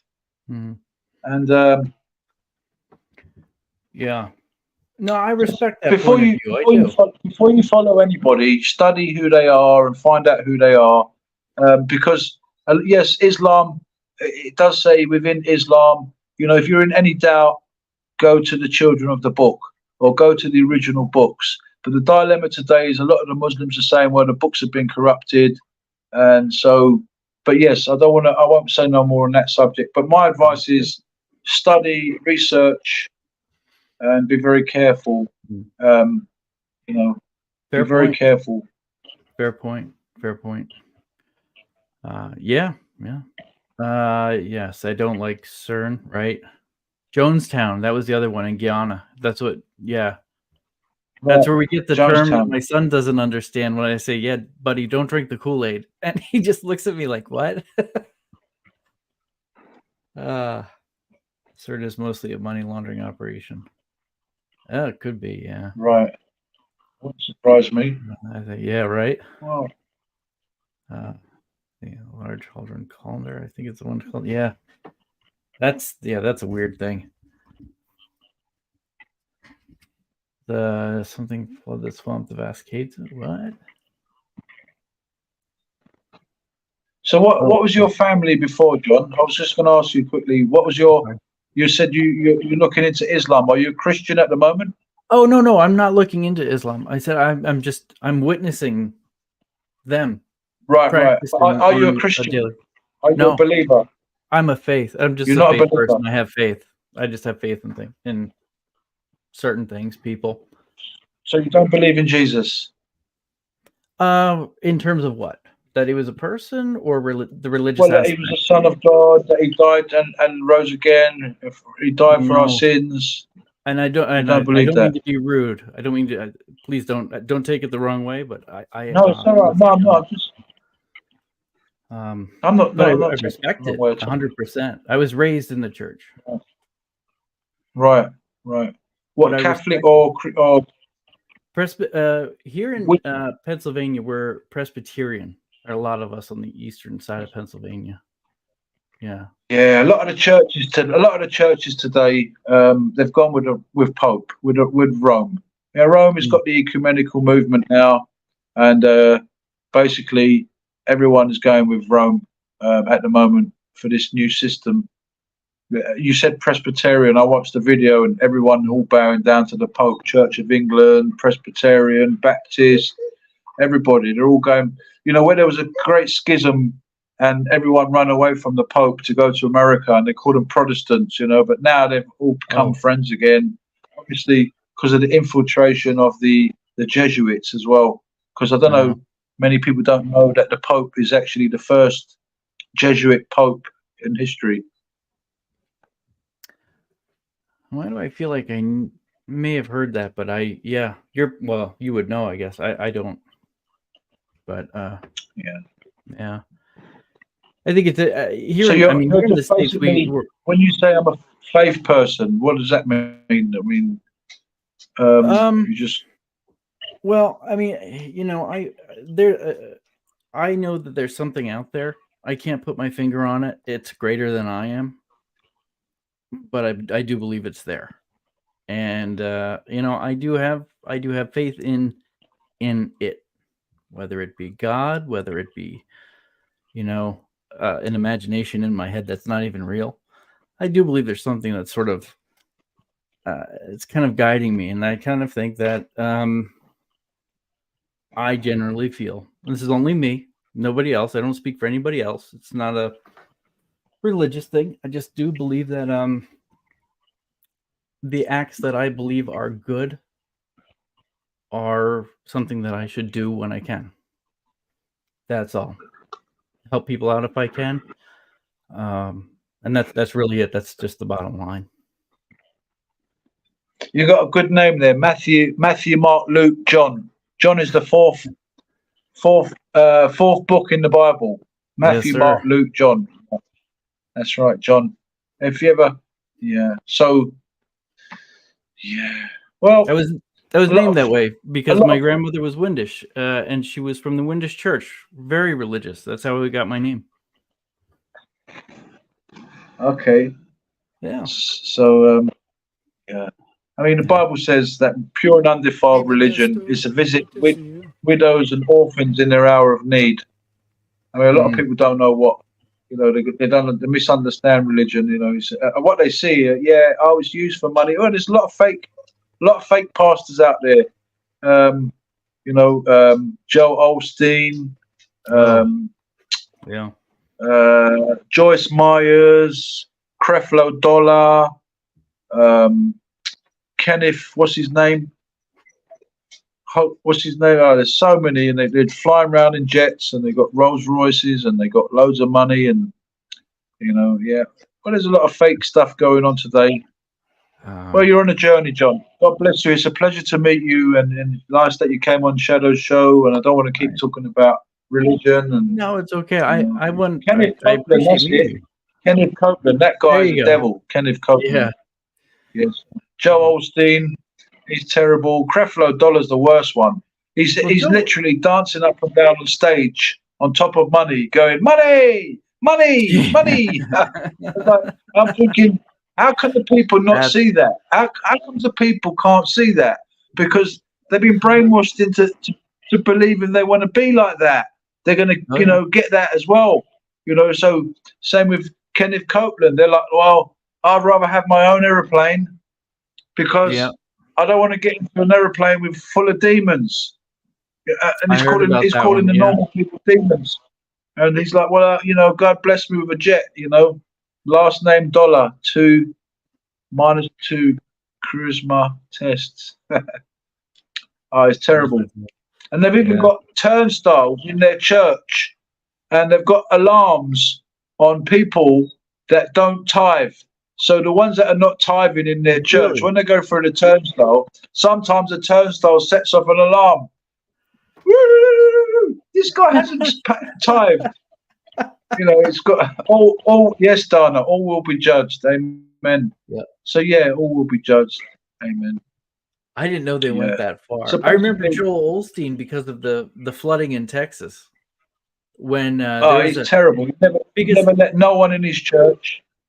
They set up this, whether it's true or I believe it's true, but I'm sure they created it a little more for the news story. But there was Joel Osteen, and there was a guy who owned a carpet business, I believe, or no, a sofa business. And the flooding came, and Joel wouldn't let anybody in the church. But the guy who owned the couch store said, "Yeah, I've got insurance on everything. Bring them all in." It's fine. Don't worry about it. And he brought everybody into his giant store where he sold couches. And Joel Osteen said, no, we just had new carpets put in.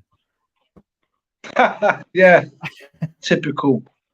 I mean, I don't want to judge, but that's what the news story said.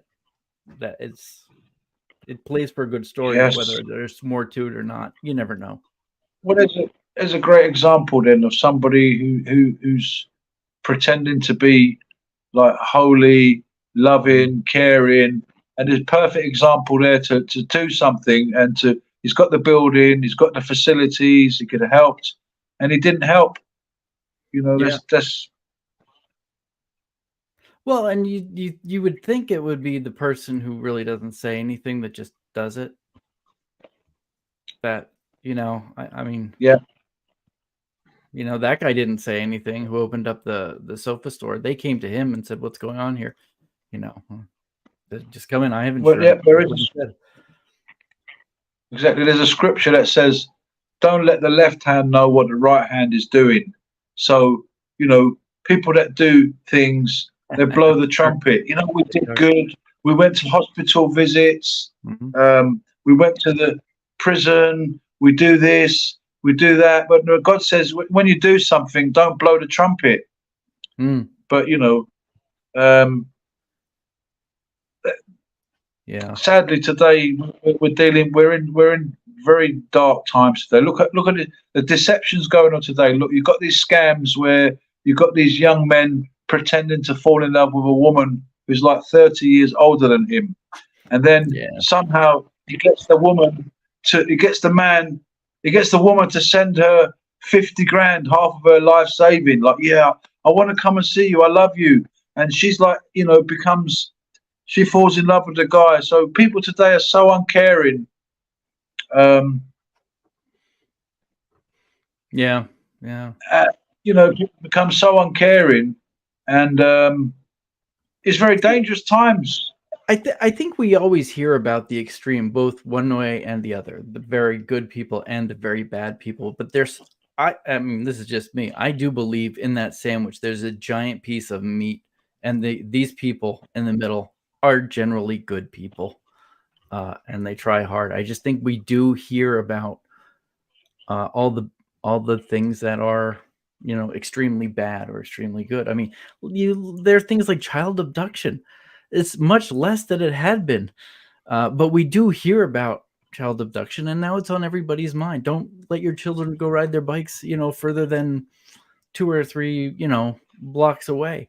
But when I was a kid, it was like 5 times as high, and we could go anywhere until the street lights came on, and we had to be at home.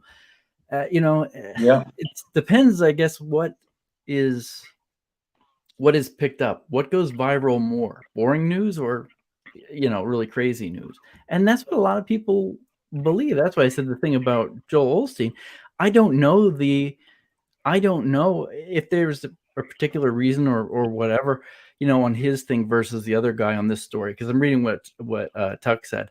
And I'm sure there probably is, but somebody created the story with this narrative that says something that really resonates to people. Because the way I told it to you, I'm sure you guys listened to it and went, "Oh, that's terrible. It's a man of God, and that's versus a capitalist." I'm sure they created this narrative for the story. It's probably not necessarily what happened, but it's an extreme case, and it basically went viral for today. So, I mean, I don't know. You're saying about 800,000 children go missing in America every year.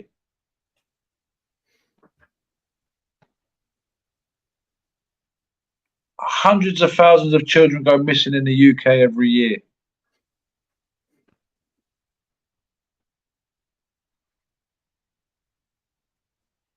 Mm-hmm. That's a lot. It is, well, but the high numbers are reported missing. People do call before 24 hours, and many of them are found, though. So look at that statistic. These are the things that I always just question, like in our area, it's gone down significantly since the 1980s. And then, just making sure you're careful of what you say, because yes, hundreds of thousands of people do go missing. How many have returned because of a mistake or being lost in the woods or not telling their parents what happened? I just want to make sure these are correct. Well, I think that the ones that are reported are the ones that are just gone, disappeared forever. They're not.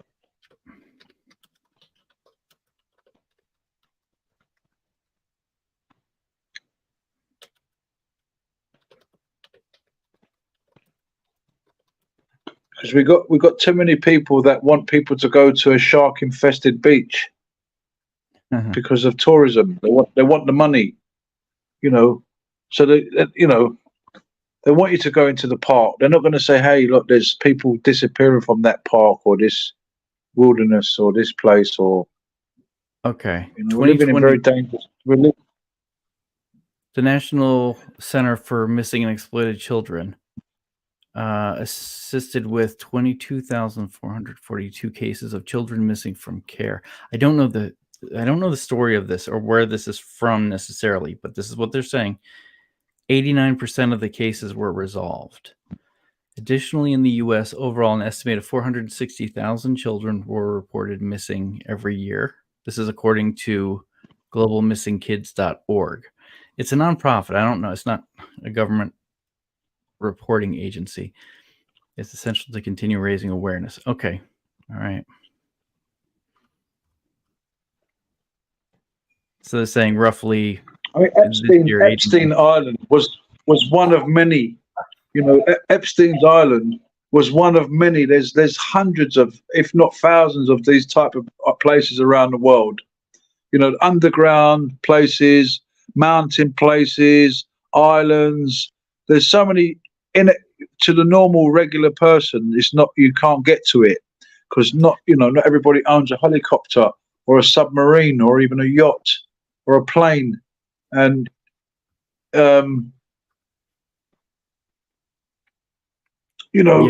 so numbers.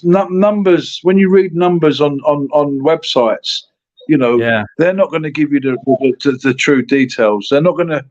Again, we're living in very dark times today, where profit is put in front of anything else. They don't care. They want to get the extra penny. I mean. Someone mentioned Hamas earlier. Do you know how Hamas children train? Do you know they use live targets? Do they? Yeah. So we're living in some very extreme times today. That's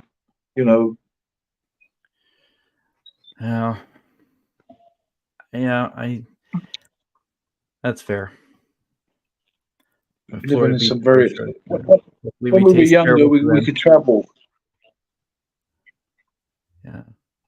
Anyway, on that note, I think I'm going to be finishing off. It's getting a bit late over here, and I was going to come on for 5 minutes to say hi. Yeah, I'm going to stay on for a couple minutes more, and then I'm going to shoot off. All right. But it's been a very good subject today, organising organising our gear and equipment and our minds. It's not just organising our stuff, but organising our minds as well. Have plan Bs. Just you fall back. I mean, we're talking about parents, and things that we got in place when we prep, and then what happens if somebody's not there no more. I actually built a bug out bag for my mum and my mother, and when she passed away, I had a bug out bag, and I thought, wow, I could prep for so many different things, but I couldn't prep for that. That my mum passing away, it was unexpected, and I had a bug out bag in my front room, and I was like, wow,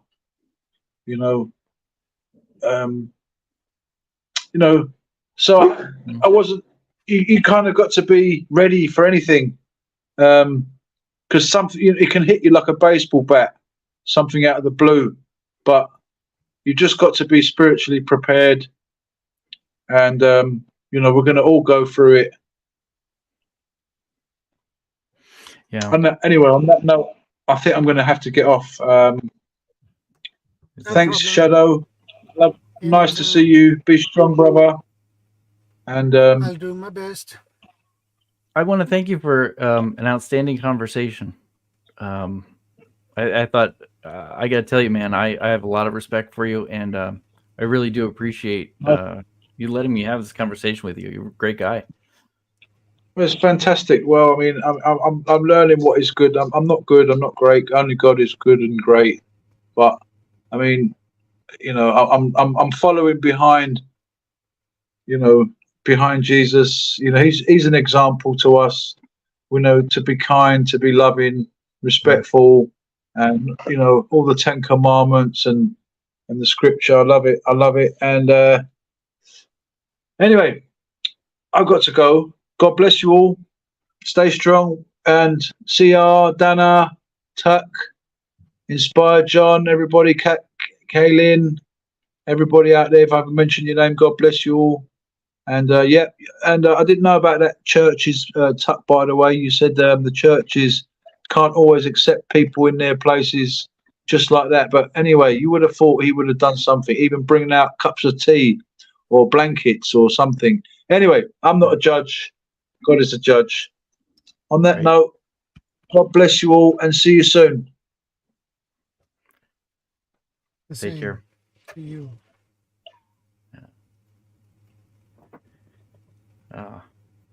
I've never met him before. Great conversation.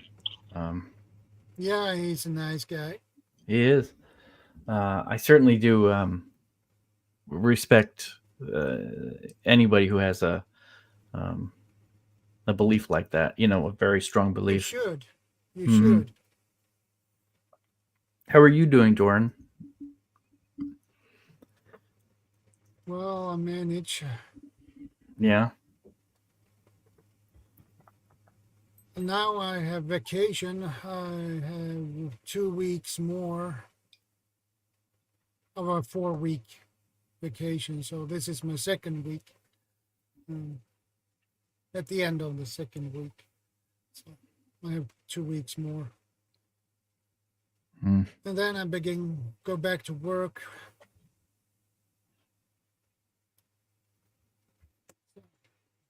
Yeah. That is what I'm doing. And may I ask you a question? Yeah, sure. Are you still? It's not the Boy Scouts, but you were with.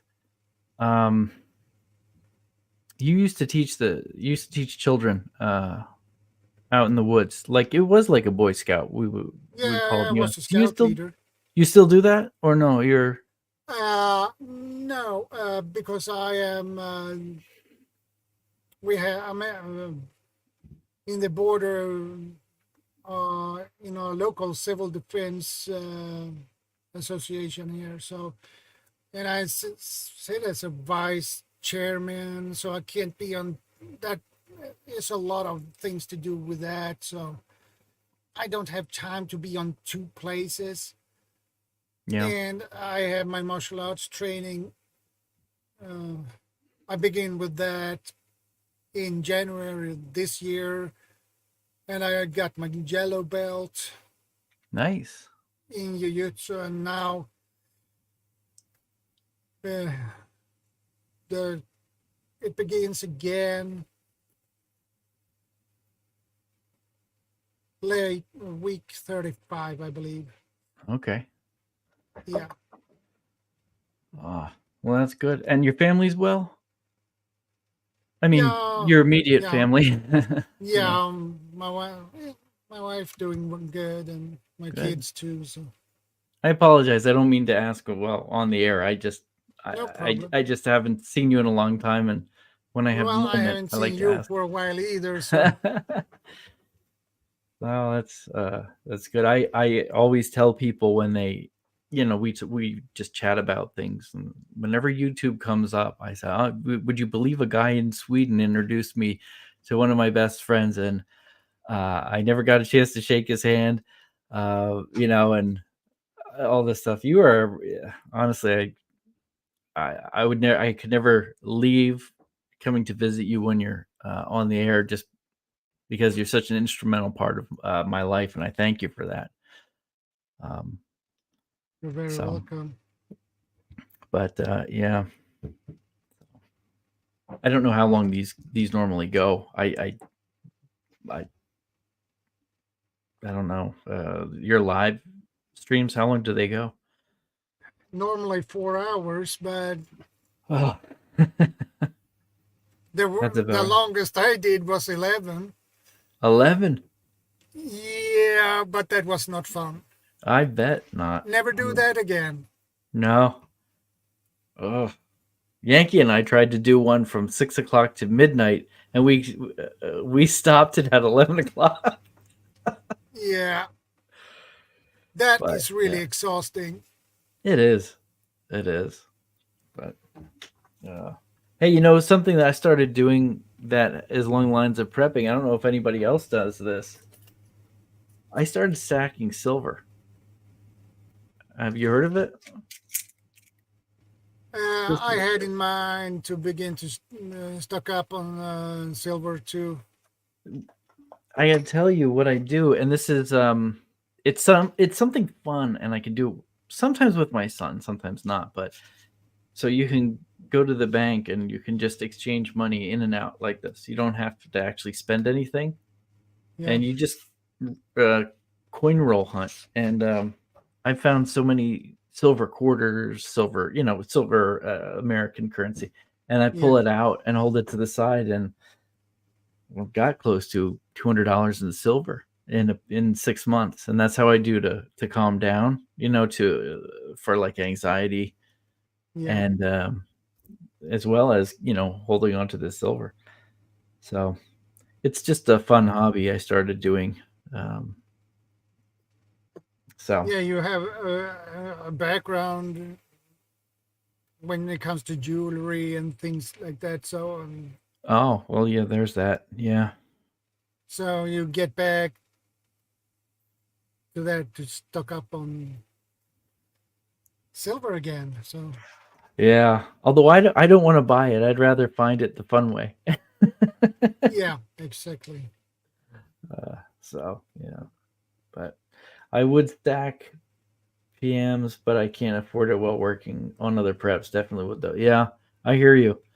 The cool thing about, one of the good things about prepping and being prepared is that you don't have to do it immediately. When it happens, whatever happens, let's face it, none of us are really going to be truly prepared for what happens, but you can prepare throughout your life.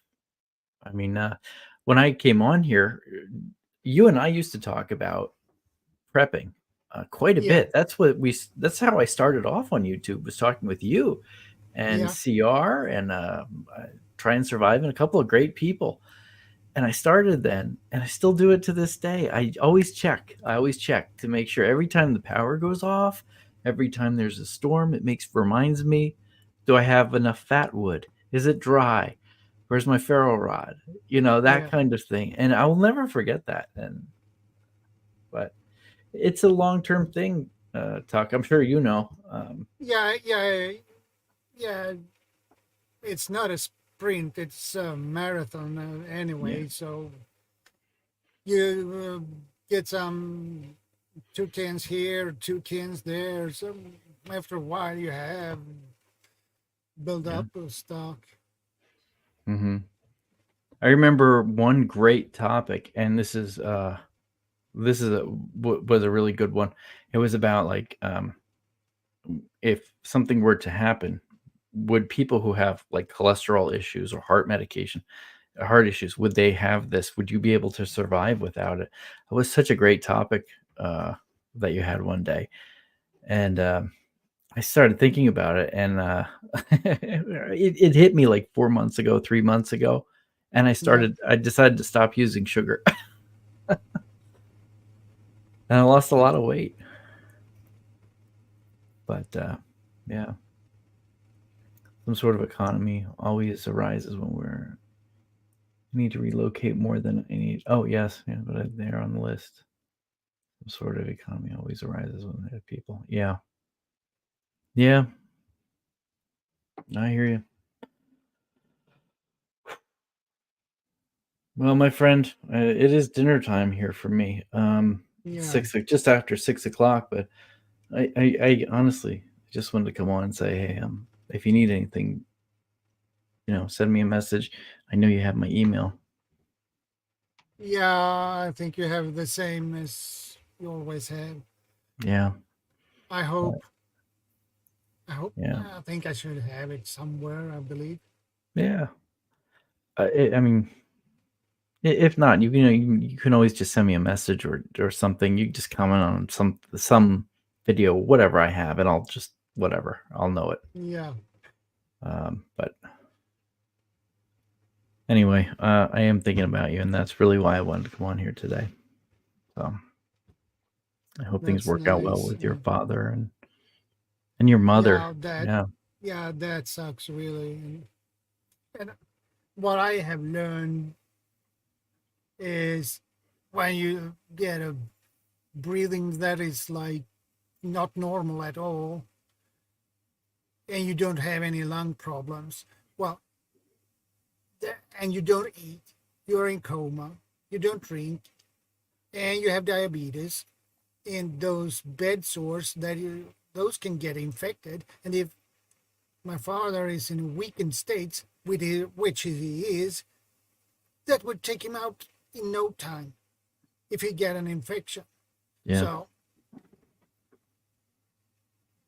So and diabetes on top of that, that doesn't make anything. But the point here is that all these things, when it comes to my father, that's the end. That means basically he don't have not that long to live in. So Yeah.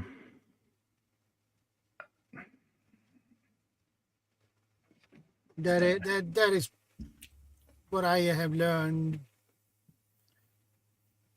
Yeah, if you're not taking anything in, you're living off of your body. Yeah, and especially when you have diabetes, you need the insulin. You do? And you need to eat to keep that in check. I don't know how they solve that problem with someone in coma and have diabetes. I don't know how they solve it.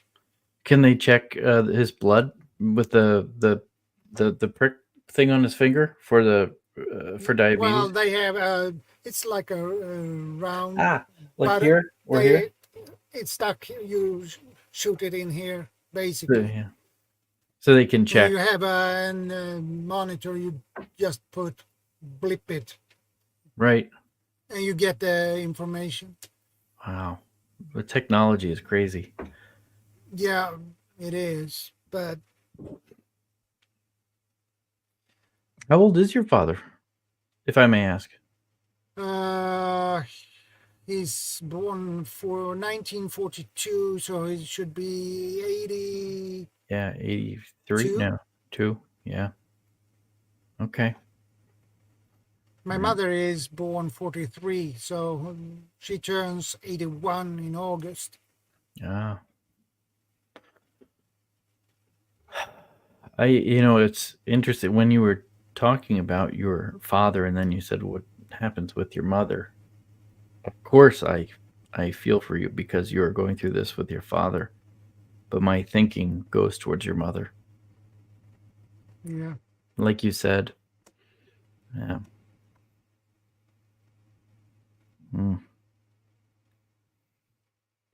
That. Well, my friend, I'm here for you, and I do have to go. I think it's time I for need us to eat. wrap things up anyway. So. All right. Well, I will say goodbye to you, and thank you very much for allowing me to come on here. And please let me know what I can do for you. You are always welcome, my friend. I appreciate it. You know how to contact me, and Yeah. Is your number Send me an still email if you want 911? to check up on me or something. Okay. I'll send you an email. Yeah. Okay. Take care, my friend. Keep your head together. You can do it. Yeah, I do my best. Yes, sir. Okay. I have Bye, no everybody. idea to be like Titanic and sink. Well, sometimes you can only tread water. Well, yeah. Just keep your head above the water and you'll be okay. Yeah. Yeah, that's the only way. Okay. Be Okay. good. Bye-bye. You too. Bye. Okay, guys. I'll wrap things up now. Take care. Stay safe. And God bless. Thanks for stopping by. I appreciate it.